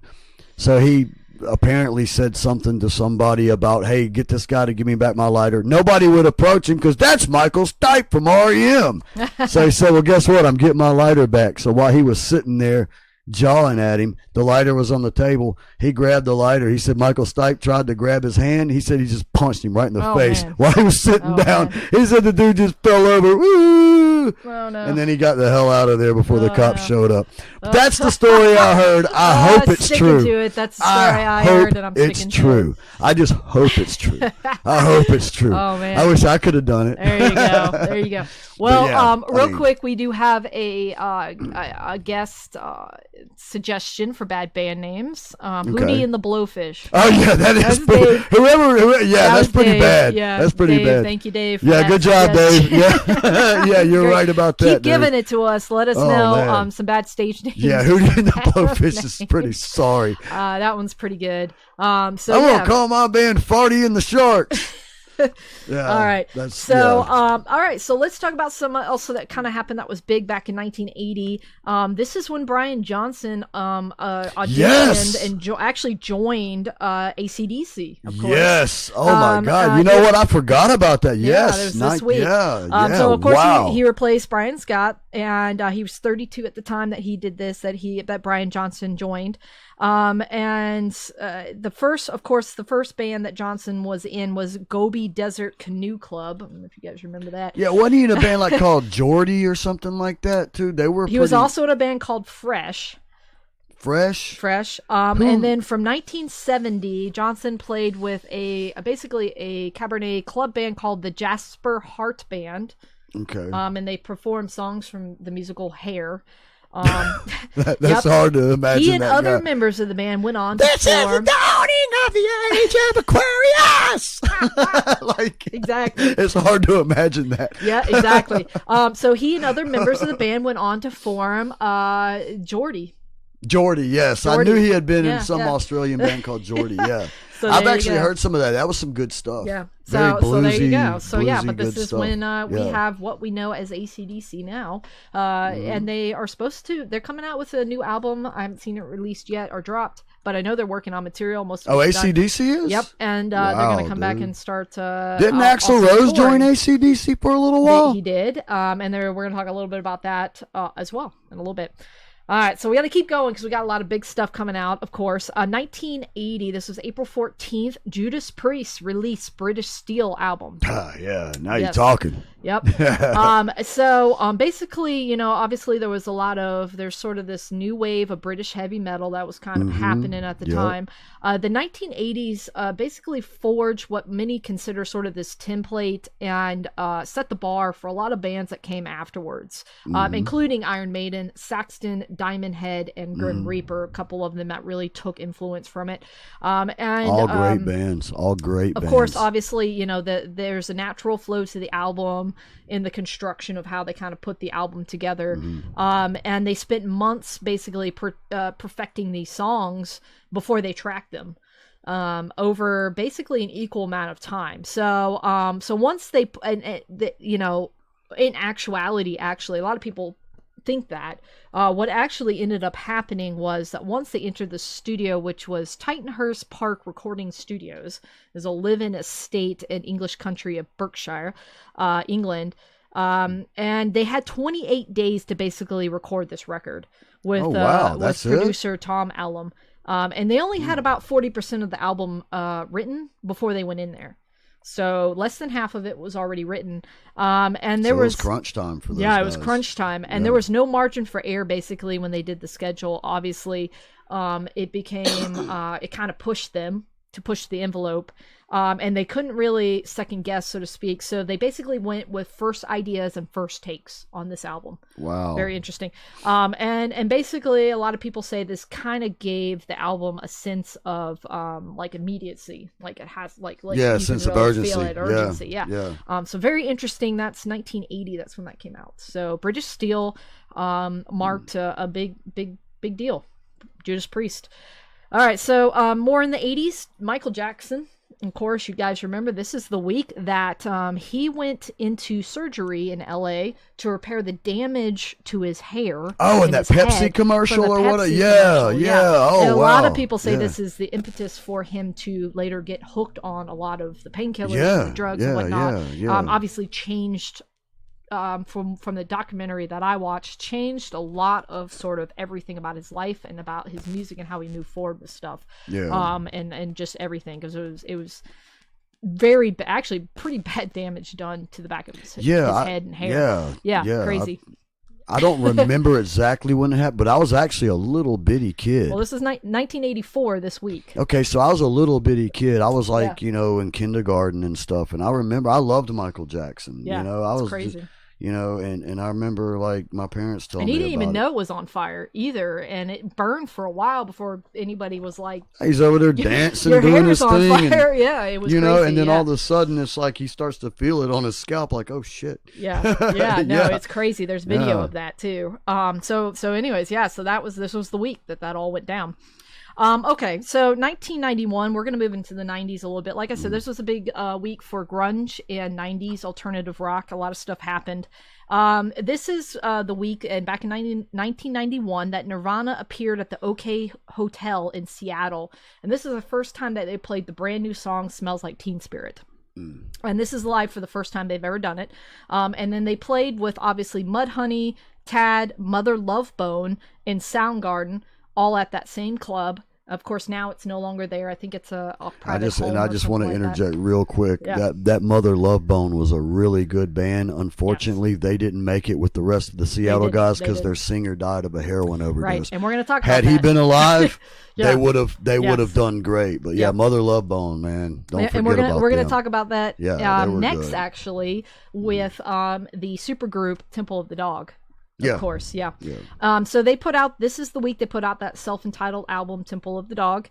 And the real story, of course, starts back in 1990, and that's when Mother Love Bone vocalist Andrew Wood passed away from the heroin overdose. Right before they made it huge, he died. Yep. It was insane. And he inspired the musicians that would basically come later, and they did a bunch of tribute to him, and that's what became a lot of what we know as definitely Temple of the Dog, the supergroup, influenced them heavily, but a lot of those musicians all in that same Soundgarden genre, like the genre. Well, they almost their own genre. Well, it's just that, but that whole movement, town. That it's whole like time, every city, like once they get going, like they have that. People talk about the Seattle sound. It's like they also talk. That's how it is with the Tampa death metal sound. You know, Morbid Angel, Deicide, Death, Yep. Cynic, they all came out at the same time. Exactly. So it's like, you know, kind of the same Cannibal thing. Corpse, that all those guys came out at the same time. So it's like that Tampa death metal sound. Right. Same thing with that Seattle Inspired grunge that, sound. yeah. You know? Yeah. So of course it all started with Chris Cornell, who had became friends with Wood. And he basically he wrote Say Hello to Heaven, which is on that album, and that is actually about Wood and their relationship and the passing of Wood. And the rest is history, so they say. So 1991 is when that came out. Pretty crazy. All right, speaking of more grunge, 1994, Hole released Live Through This album. And this band, I'm not a big Hole fan. I gotta tell you straight up, I was gonna be quiet. I hate Courtney Love. Okay. I'm not a big Hole fan. I gotta be honest. I hate Courtney Love. One of the things I I'd don't got always anything ask good people. to say. One of the things I ask people is two things. Number one, do you think if Nirvana came out today in this day and time, would it be as big as it was? Absolutely not. Absolutely not. And do you think Courtney Love had a hand or did kill Kurt Cobain? From what I've read, it looks like she probably did. Yeah. And that's why I hate Courtney Love. And I don't hate her just because of that. I hate her because I think she sucks. Yeah. And I think she honestly took a lot of her husband's music, like his style, and ripped it off. Well, we're going to talk about that. And don't even get. Honestly, I don't even want to talk about her, dude. So she real quick, we got to talk disappear. about this a little bit, though. This was a big album for her in the band. They had gotten a couple good reviews for Pretty on the Inside. But that was mostly because people considered it because she was married to Kurt Cobain. Yeah, dude, she fucked her way into success. That's all she did. But a lot of people do consider this one particular album to actually be where they actually show that they can actually do something and that she can sing and that they have some chops, so to speak. I don't know about that. And of course, I guess there's no accounting for there's taste. Been a bunch of misconceptions about the album over years. And as some assumed, Live Through This was a reference specifically to Cobain's death, when actually it was because remember this, actually the album occurred just a few days. Kurt Cobain's death occurred just a few days before this album came out. Okay, so it had already been named. Yeah, there was already some question there. Well, there's always going to be that controversy. I mean, that so, you know, but in reality, according to Hole, the title Yeah. was derived from a quote in the film Gone with the Wind. And it had struck something within Love, who, of course, had been put under pressure from the media and scrutiny over sort of her relationship. And, of course, the pregnancy, thanks to an article that went out in Vanity Fair earlier that year. The other misconception was that, of course, a lot of people think Kurt Cobain played a large role in the creation of the album. And while he was around at times during the recording, it is said that he has never actually laid down any, and he even laid down some backing parts, but they consider that basically all of those backing parts, most were actually scrapped totally. He probably just walked her through the album because like knowing like, you know, how talented he was and how talented she is not. I would assume that he probably walked her through the album and then you know. I don't know because obviously we weren't there. And there's not there's. I just go by what I've heard. Stuff, you know? What I've heard, you know. But a lot of people say that the primary forces behind the whole album was actually the guitarist, drummer, and the bassist. Actually, that was really kind of, they got to show what they could do in this album. So very interesting. So anyways, this week was when that album came out. Lots of controversy. Obviously, there's still controversy surrounding all of this stuff. I honestly just wish she would disappear. I mean, I'm just being honest. I mean, I honestly, like, I think we spent too much time talking about her. All right, well, we're gonna move on. We're gonna move on to somebody that's good. Something interesting, though, real quick about this whole thing. Kurt Cobain, of course, this is the week that he was actually cremated. And interestingly enough, if you look at his death certificate, the occupation was listed as a poet, musician, and his type of business was listed as pop rock. Punk rock, excuse me. Punk rock? Oh, I was going to say pop rock makes more sense. However, he was considered pop rock early in the days when they first came out because there was no grunge. There was none that none of that genre was even defined. Dude, I mean, even, dude, like, you can say what you want, but, dude, let me tell you something, dude. If you got a popular, pop music means popular. Popular, yeah. So if you got a hit that's popular and it's being played on the radio, I don't care what you define yourself, you're pop. Pop rock, yeah. When Judas Priest, You Got Another Thing Coming was all over the damn radio, that's a pop song. Yep, there were. Like, you know, like, that's just how it is, you know. So a lot of, oh, no, we're not a pop band. We're underground. And no, you're not, dude.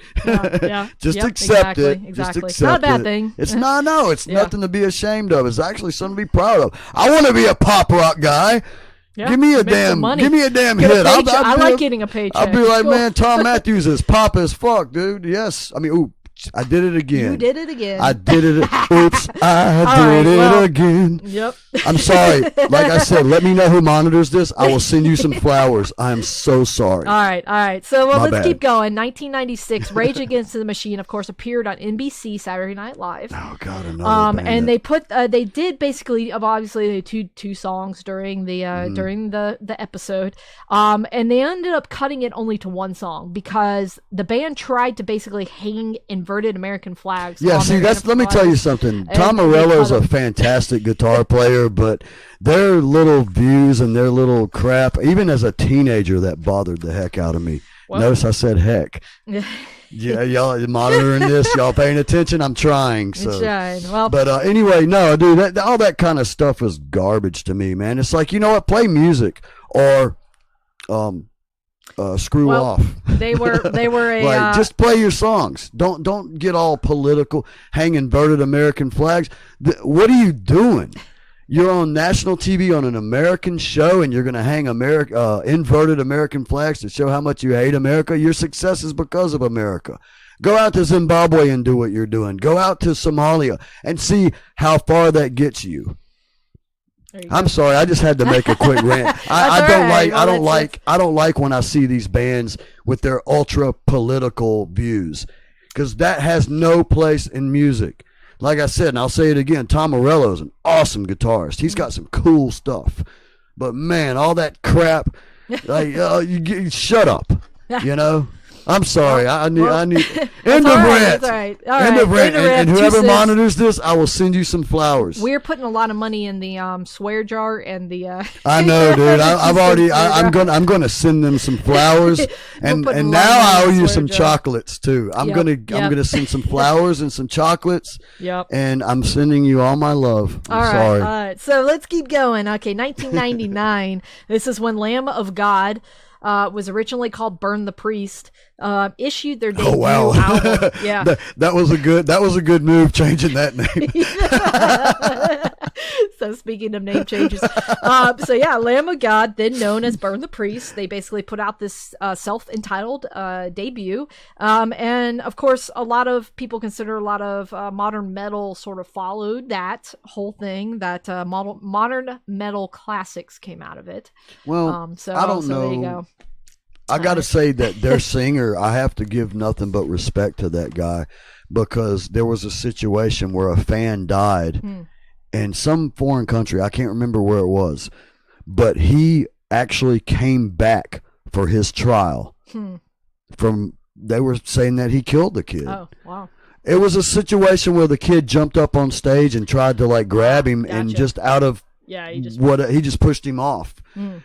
I don't think he meant to hurt the kid, but the kid fell and hit his head and died. Oh man! The singer, what's his name? Randy something. Yeah, I'm not a big fan, but I have to admit, you got to respect the fact that he went back to that country to face his trial when he could have stayed here in America and not had any, any consequences whatsoever, pretty much. But he went back to try to claim his innocence. So. That's, I'm not a big Lamb of God fan at all, but I got to respect that guy for doing that. That's. Face up. So what else do we got here? Okay, we got a lot more, man. Yeah, I know, man. You've got a big list of stuff over here. This is kind of a sad thing. 2001, this is the week that Joey Ramone, of course, passed away. Oh, yeah. Dude, yep. He lost his battle with lymphatic cancer. He was only 49.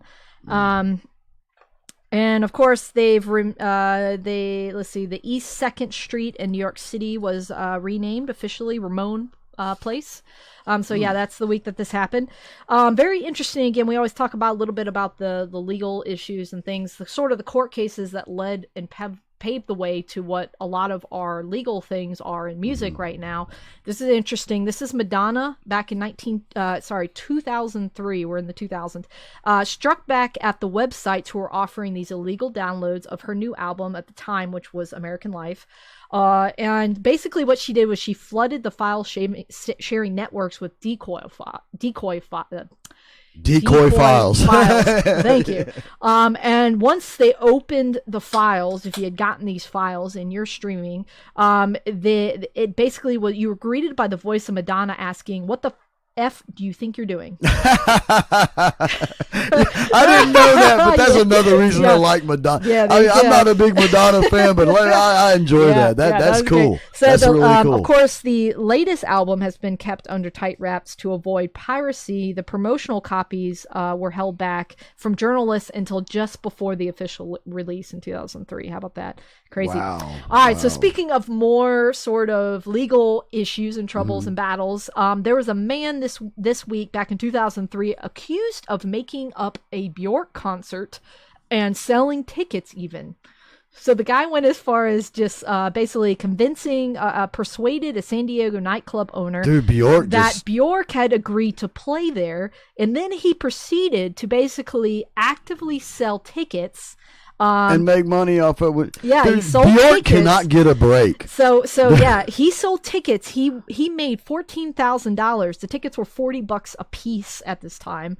And so yeah, he was accused of taking the money and then moved to Hawaii before he got arrested. Well, Chuck, when I say Bjork cannot get a break, for people who don't know this, Bjork also, have you seen that fucked up? I did it again. I'm so sorry. Have you seen that messed up video of the guy that committed suicide after he sent Bjork a letter bomb? Yeah, dude, Bjork cannot get... Okay, wow. Bjork has had so many things happen to her. Like the one where she ended up attacking the reporter. I'm sure you've seen that. Yeah, we talked about that. There was a guy who was a big fan of hers who was psychotic. A psychotic obsessive stalker type fan, and he sent her like this letter bomb, like he sent her a package that had a bomb in it, or some like an acid bomb, like it would spray acid all over the place or whatever. And anyway, he had a video of himself. It's online. You can find it. He shot himself he put a gun in his mouth and shot himself in the head after he let everybody know that he was going to kill Bjork. Oh, that's crazy. And it's like, geez, man, fan. Bjork just can't get a break. Like there's always there's psychotic stuff. There, but it's like you always hear something happen to Bjork, dude. And it's like she cannot get a break at all. There you go. Crazy fans sending her bombs. Reporters bothering her when she's just trying to get the heck out of there with her daughter. Then you got this guy. I'd never heard this, and that's why I was just like, dude, Bjork cannot get a break. Leave this poor woman alone, dude. She's a great talent. Let her just do her thing and stop bothering her. Unfortunately, it's a sign up for success. Sometimes it's a sign up for crazy. And just she was in a band called the Sugar Cubes that was really good. She's got a lot of crazy. Yeah. She started real young. That was the Sugar Cubes. Yeah, it was like 1988, real young, 89. and it's just crazy. Go back. There's some videos that came out about a lot of people recently. Don't know about that, but I was just putting that in there. And poor Bjork cannot get a break. All right. Well, speaking Y'all of... leave Bjork alone. There you go. All right. So speaking of some unfortunate news, of course, this is the week that Peter Steele of Typo Negative man. died. That really sucks, dude. Yep.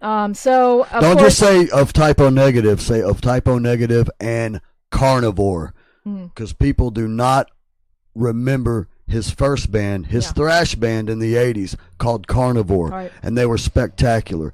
So Peter Steele of Typo Negative and Carnivore. And yep. So yeah, that's basically But basically in that sucks, dude. 1989. He was great. He was great. After, of course, the ashes of Carnivore at the time, he had attempted multiple suicides, overdoses, and even had faked his death back in 2005. Oh, I remember that, dude. I do remember him faking his death. He put a post on the band's I thought it was like an April Fool's joke or something like that. Like it was just. Yeah. So. Oh wow, man. Yeah, rest in peace to Peter Steele. So, though. but He was great. but on April 14th, 2010, he had been sick in bed with the flu for a couple of days, and he actually ended up dying from an aortic aneurysm, and he was only 48. Yeah, that's crazy. So crazy, man. yeah. So there you go.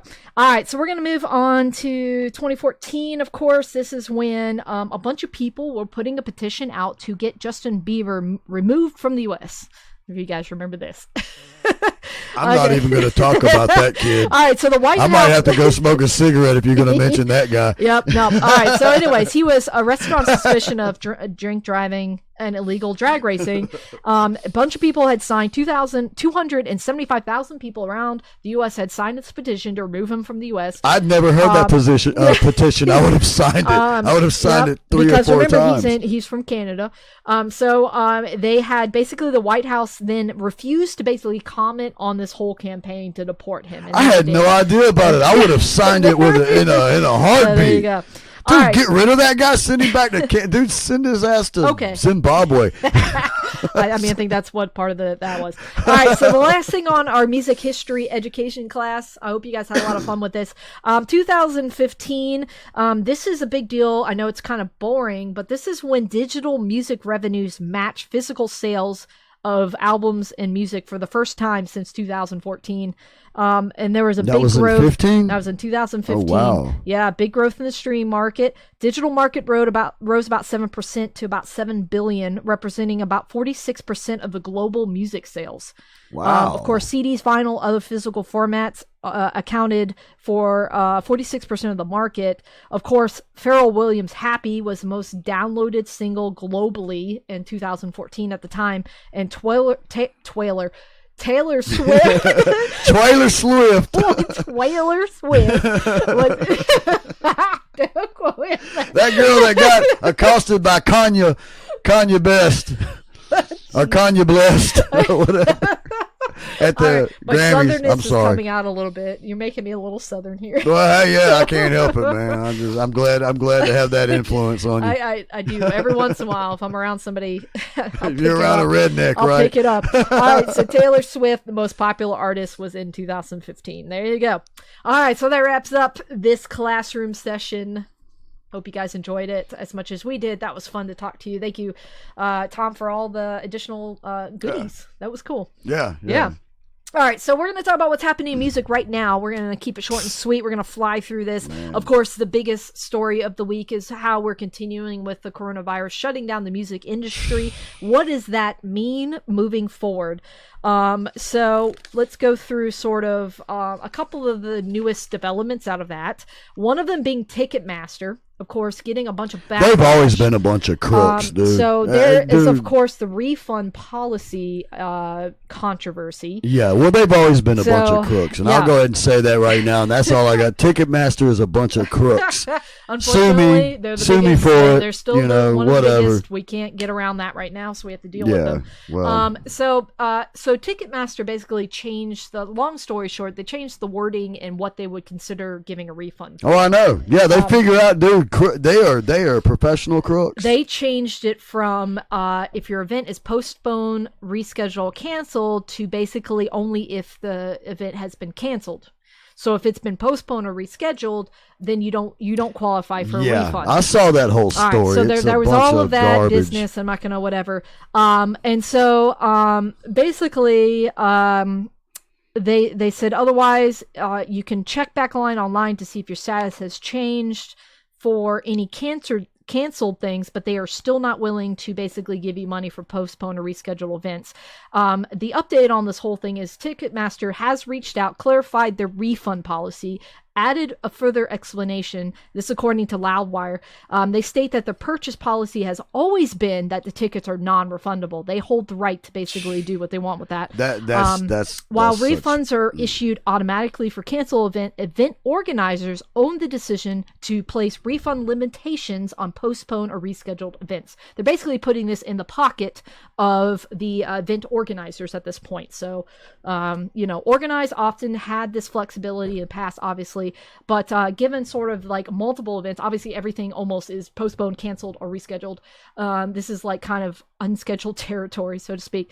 So Ticketmaster are focused on supporting these organizers, they say, as they work through such unknown factors such as venue availability, new dates, and how many refunds may work a way to rip people while rescheduling the all shows. So in most cases, this means that pre-standing refund policy will continue to be enforced according to Ticketmaster. So there you go, guys. We'll keep you updated if anything else changes, but that's where we're at right now with all that business.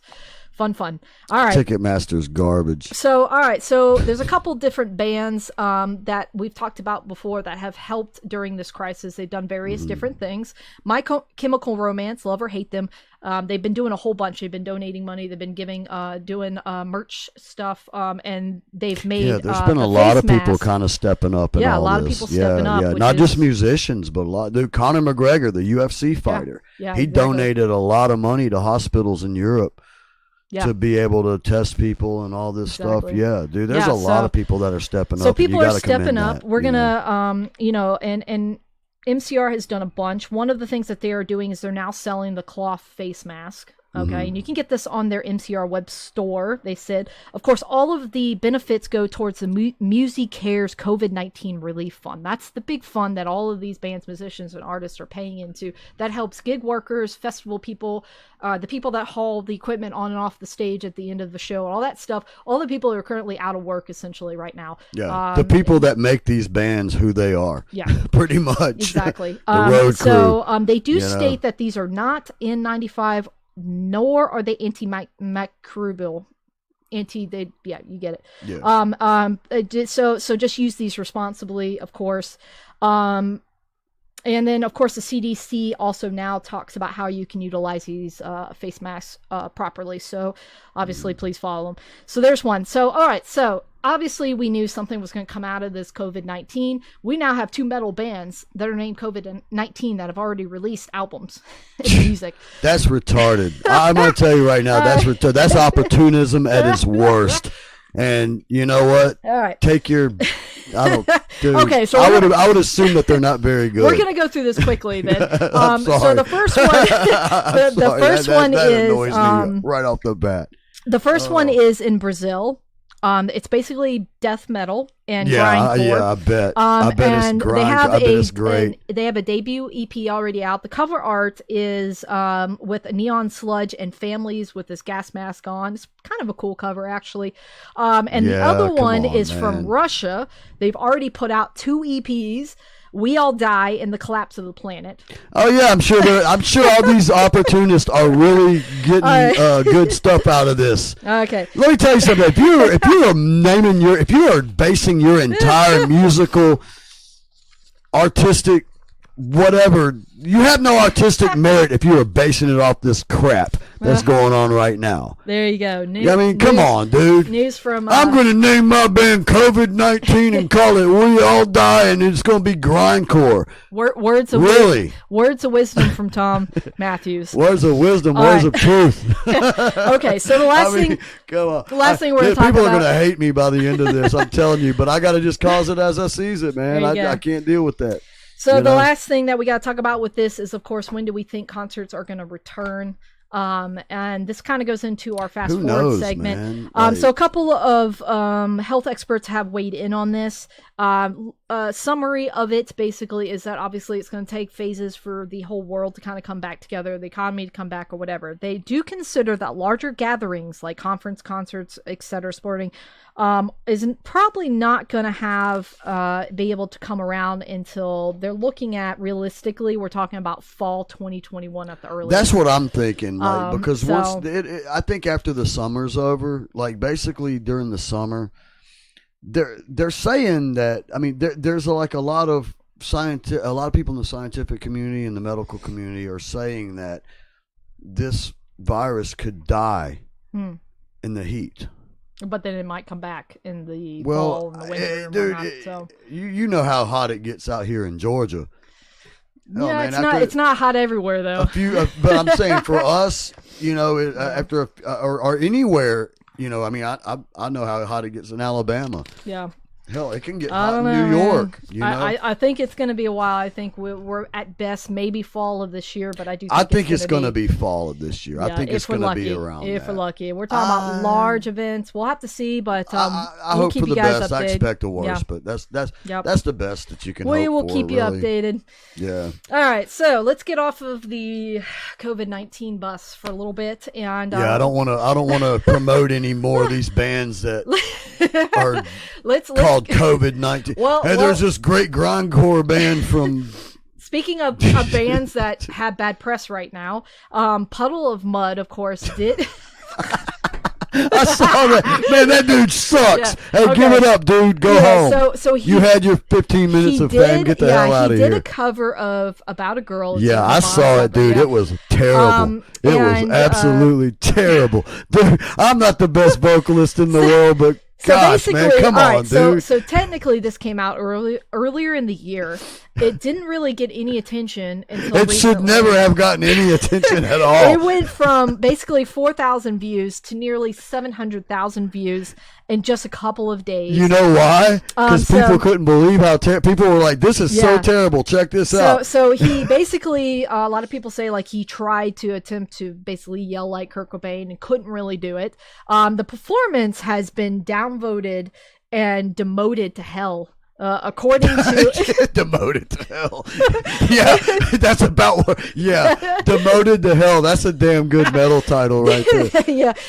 So basically, it's a 10-to-1 dislike ratio on this thing. It sucks. Have you seen it, Amy? It's pretty bad. It's It's pretty bad. Dude, I almost dropped another F-bomb. I said freaking though. Y'all saw that. I said freaking. It's freaking sorry. So there you go. So a little bit of fun for this week. Yeah, it's horrible, dude. So a little bit of not so much fun, some political stuff that's still going on right now. Behemoth, Nigel slams the Polish government for this abortion ban. Nergal, you talking about what happened? Nergal, yeah. Yeah, I've actually worked with that guy, believe it or not. So basically, he's saying this is a very shameless action. So what's happening is Poland is trying to put this legislation unnoticed underneath sort of the current epidemic and what's going on. Yeah. And it's called what people are calling the Stop Abortion Bill. It's supposed to be read on April 15th and 16th over in Poland. If passed, it would basically restrict reproductive rights of women in Poland, obviously. And of course, this is currently the country is under self-isolation right now. Right. And so they're trying to basically put this underneath all of what's going on and hide it so that it gets passed without people knowing. Well, are they saying that women can't have abortions? Yeah, basically restricts the reproduction. I would have to look a little bit more into it. I was wondering, is it one way? Is it the no abortions, or is it population they're control? Calling it Stop Abortion Bill, but that's a nickname they're calling it. I'd have to I was wondering look at which what way it exactly went on it that. is. Okay. But they're attempting to push an abortion ban. I have to look through exactly what that means because obviously there's different. But they don't want anybody to have abortions in it. Right. Yeah, and so Behemoth, the front man, is basically like calling it out and being like, hey guys, this is happening while all of this is happening and it's shameless. So there you go. That's what all that is. I agree. Interesting.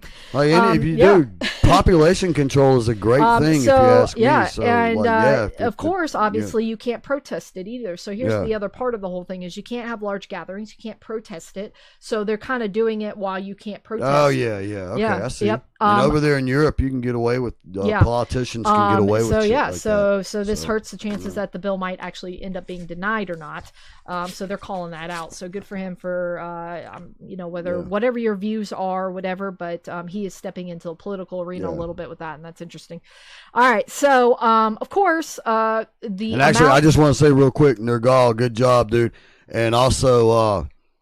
I like the vocals that you did on the Voodoo God song that I played guitar on. I love Behemoth, man. I got a little connection with Nergal. I have to say that one of the best shows for me Pandemonic Incantations is an amazing album, dude. Like that's one of the early ones, love but that one stuff. I like that one the best. The best two shows that I've seen recently, the first one was Behemoth at Masquerade. Sold out the Masquerade, including the top floor and everything. That was crazy. That was an amazing experience. That was just, the show was just crazy. And I've never seen them live, but I could imagine. It was amazing. And then of course Tool, when they came through, that was the second best. I'm not a big Tool fan. I know. I always raise everybody's like big whatever with that. Everybody loves Tool, and I'm like, not everybody actually. I feel like it's like, to me, like at least on my feed and everything, it's about 50-50, honestly. Like a lot of people really hate them, and a lot of people really. I don't hate them, but I don't really have much to say about them. I feel like it goes either way. I just don't really see I don't see the appeal. You know, it's not for everybody. It's like. It's not for everybody. Speaking of Evanescence, not for me, but they are not for me either. You can skip that part if you want to, Amy. I will, but real quick, they are putting out a new album, The Bitter Truth. I'll be the first to buy it. They've already put out the album art for it, and they put out the first single that's coming out on April 24th. It's their fifth album. Amy, of course, has done this sort of private Zoom call with. You can actually, let's see, what was it? See, as of the posting, no release date or track listing has been revealed yet for the album. Okay, but 50 lucky fans will get to hear "Wasted on You" before anyone else does. How lucky are they, really? Via a private Zoom call with Amy Lee herself. There you go. Oh, wow. Yeah, lucky people. Okay. Anyways, moving on. Okay. So we do have to talk about sort of anything that's new as far as cancellations and reschedules. Obviously, people are still trying to get their dates together, whether they can do it or not. We do have two things. Number one, Burning Man is officially canceled. Oh, yeah. I heard about that. Yep. There is a virtual alternative they're going to put out. It's going to be called Black Rock City. Basically, it'll transition and they'll build up this Black Rock City. Quote unquote, we can still build it together, and we can be together, and we can burn together, but only digitally instead of in the dust. On the virtual playa. I love the way they put that. I got to give you a thumbs up for that. I like that. I enjoy that kind of stuff. Yeah. The virtual playa, there are no limits of who can join. So let's do this together. All right. So this is let's burn together. This is a message from the Burning Man CEO, Marianne Goodell. They're also got a couple different projects on the horizon, including publishing a book, which you can probably burn later, and launching a cultural magazine, which you can then also burn. Are they talking about burning the book, like burning them, like burning them on fire, or burning them off the internet? Like, what do they mean? Man. All right, so hey, we got a book you can burn. It's like, well, I don't know. All right, so unfortunately, of course, Wacken Open Air Festival has been officially canceled. Sucks. That really sucks. Those concerts officially are been canceled. The fest originally sold out in less than 1 day. It was supposed to take place between July 30th and August 1st. It was going to have over 100 bands on this, including Slipknot, Judas Priest, Amon Aramith, Merciful Fate, David Townsend, At the Gates, Luna Coil, and more. That is now canceled, and so they're going to come back in 2021. It's not even going to happen this year. So it's Wacken is always really good. Really good. So speaking of other cancellations, the Against Me and Bareness U.S. co-headlining tour is also canceled at this time. The what? What are they called? Bareness and Against Me. Oh, okay. Yep. Right. However, Rammstein, which is one of the most anticipated tours that was supposed to come through, they are kind of in a holding pattern. They have not officially canceled at this point. They are trying to make it happen, according to a statement they just put out. So it's not officially whatever, but they're trying to proceed with their shows. It's like a European tour or US tour? That one was they came through the U.S., or they were going to come through a few dates on the U.S. It wasn't a bunch, and they weren't going to come through Georgia, if I remember correctly. Yeah, I thought I'd seen that. It was like just a couple dates, but those are they're still kind of holding out to see if they can still do those. It was because it's during the summer. It was a summer run, so we'll see. Okay, so that pretty much wraps up what's happening right now in music and with everything. Yeah, it's a lot. Yeah. All right. It's kind of funny as everything you were just talking about, we were just talking about, it seems like a whole lot more was going on in 1975 to about 1985. Dude, it's crazy. Like, man, boy. We're in an unprecedented how far time, downward we've come. You know, how the downward spiral, dude. It's just the decline of everything. It's like this cycle. I don't know. I'm interested. Like I said, I really do miss live concerts. I miss playing in front of people. Obviously, there's nothing. I mean, playing online is okay to a virtual audience. I get that. And this has given me time to do things I was supposed to do, like the podcast and getting all this tech dealt with. And whatnot. And so I don't hate it and write stuff. I know exactly what you're talking about. You know, this has given me time to learn how to promote a little better. Yep. You know. Yeah. I've noticed that RMS's numbers on our YouTube videos have been just skyrocketing. I'm like, wow. I'll say you got a pretty good one on, you know? Not the new one. It was on, I think, not Amber Alert. Amber Alert. You guys don't have it. Amber Alert! Look at that car. It's an SUV. Oh, man. Nah, but yeah. No. Red Alert. Yeah, Red Alert. But Thank you. Yeah. Amber Alert. Oh, I gotta write one now. I'm gonna write a new one, and it's gonna be called Amber Alert. Maggie Magpie. What was it? Maggie Abilene. Abilene. In Red. Maggie Abilene has been kidnapped. It's an Amber Alert. Yeah.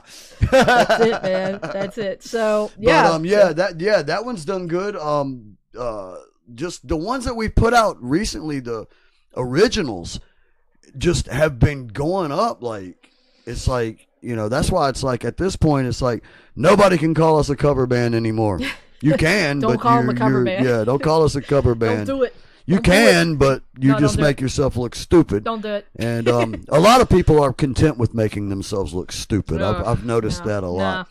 But like, you know, I've just noticed that, like, going back to what we were originally talking about before we just go off into a we're about to go off into something totally what I meant not is necessarily not looking stupid, because we're about to talk about that, but you were talking about like working on tech stuff, and it's like me, I've been working more on promotion and just doing things more online and having more of an online presence, and not being so aloof to that sort of thing, I guess, you know. And that's we've talked about that here, as far as like the future of music is within tech, and it is on in 20 years digital. We're not, or I would say 20, but I'd say in 50 years nobody's going to even be talking to one another face to face. You know, I do think we'll still have concerts, because you can't replace that part of it, and we've talked about that a little bit, but I do human beings will find a way to ruin that, trust me. We'll see They find a way to ruin everything. Let us know what y'all think. We'll see with that, but interesting. So let us know what your thoughts and opinions are, and what is your band, or what is an artist, what are you doing differently now that you weren't doing even like a month ago? You know, so let us know. A lot of different things. A lot of, like I said, I'm learning to self-record and not go to a studio necessarily. I'm learning, obviously, video, which is definitely not an area I was even remotely thinking I was going to get into. That's hard stuff. I can't which even includes begin to the rabbit touch hole of lighting. And you know, like, I don't even know. It has been a thing. It's been a thing, but it's good. We needed to do this. I needed to do this. Spring cleaning is what I'm calling it, and things that I was supposed to do 5 years ago, I'm doing. There you go. We do miss rocking out with you guys, and once we're up and running again, we're gonna get Thom back. If you enjoyed this with him, this has been a lot of fun. We're gonna get RMS, his band, back up here as well. Get them in the studio a little bit, and we're gonna rock and roll. It's gonna keep going. So anything else? Any parting words? Are we almost done? We're almost done. We're almost there, almost to the end. I almost want to just say the F word 100 times just to get those censors, but I'm not going to. I'm a nice guy. Like Effingham Palace is one of my favorite songs. Effingham Palace. I'm not gonna actually say what it really is. The song basically is the F word. I'm already like thinking up. It's all, okay. Anyway, if you know Detroit Metal City, if you guys are anime or cosplay people, you know what I'm talking about. Detroit Metal City. But no, I guess my parting words would be like, I just want to give a shout out to Angie and Dave, guys. I wish you could be here. I know everybody's been kind of staying back because of the virus bull stuff. Bull honky. Yeah. Bull honky. Bull feathers. Bull honky. But no, just shout out to my bandmates. Shout out to everybody who's been supportive, and Hell yeah. I'll see you guys soon. I'll see you at clinics. I'll see you on the stage, and I'll see you in hell. All right. All right, guys. Thank you so much, Thom. Again. Thank you, Amy. This has been great. Absolutely. I've had a lot of fun. Hope you have.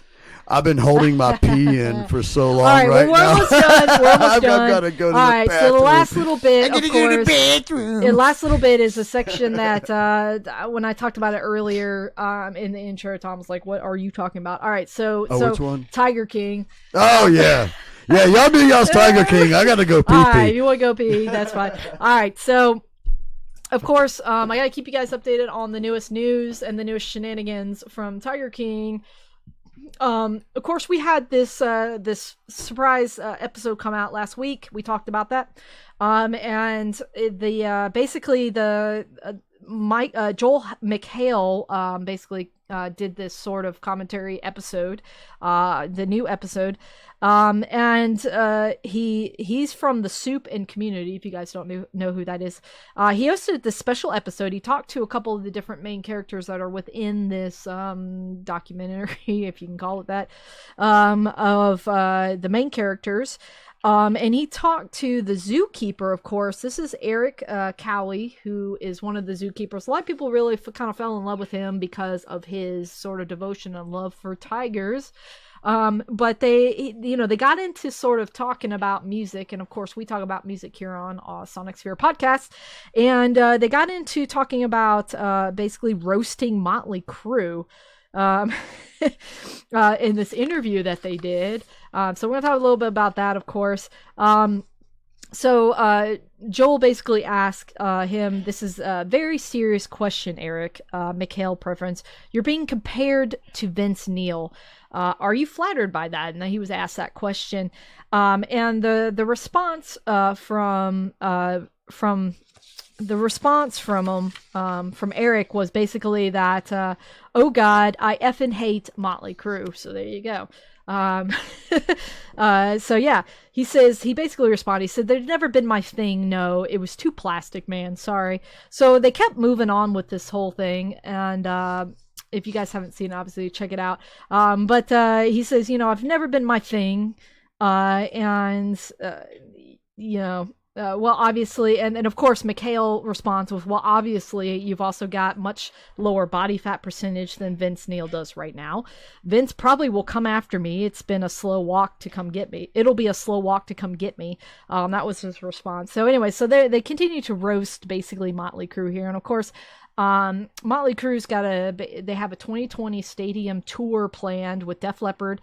Vince Neil has reportedly been working out and getting ready for this for these dates. So far as of this podcast, they are still scheduled to take place. So there you go. Vince Neil will be interesting to see if you work all that off. And there you go. Tiger King Eric, main character Eric Crowley, says he is not a fan. There you go. All right, into the limelight. This is the last part, which is not as exciting, I know, but it's important information. And this goes into basically musicians who are financially impacted by the coronavirus, the COVID-19.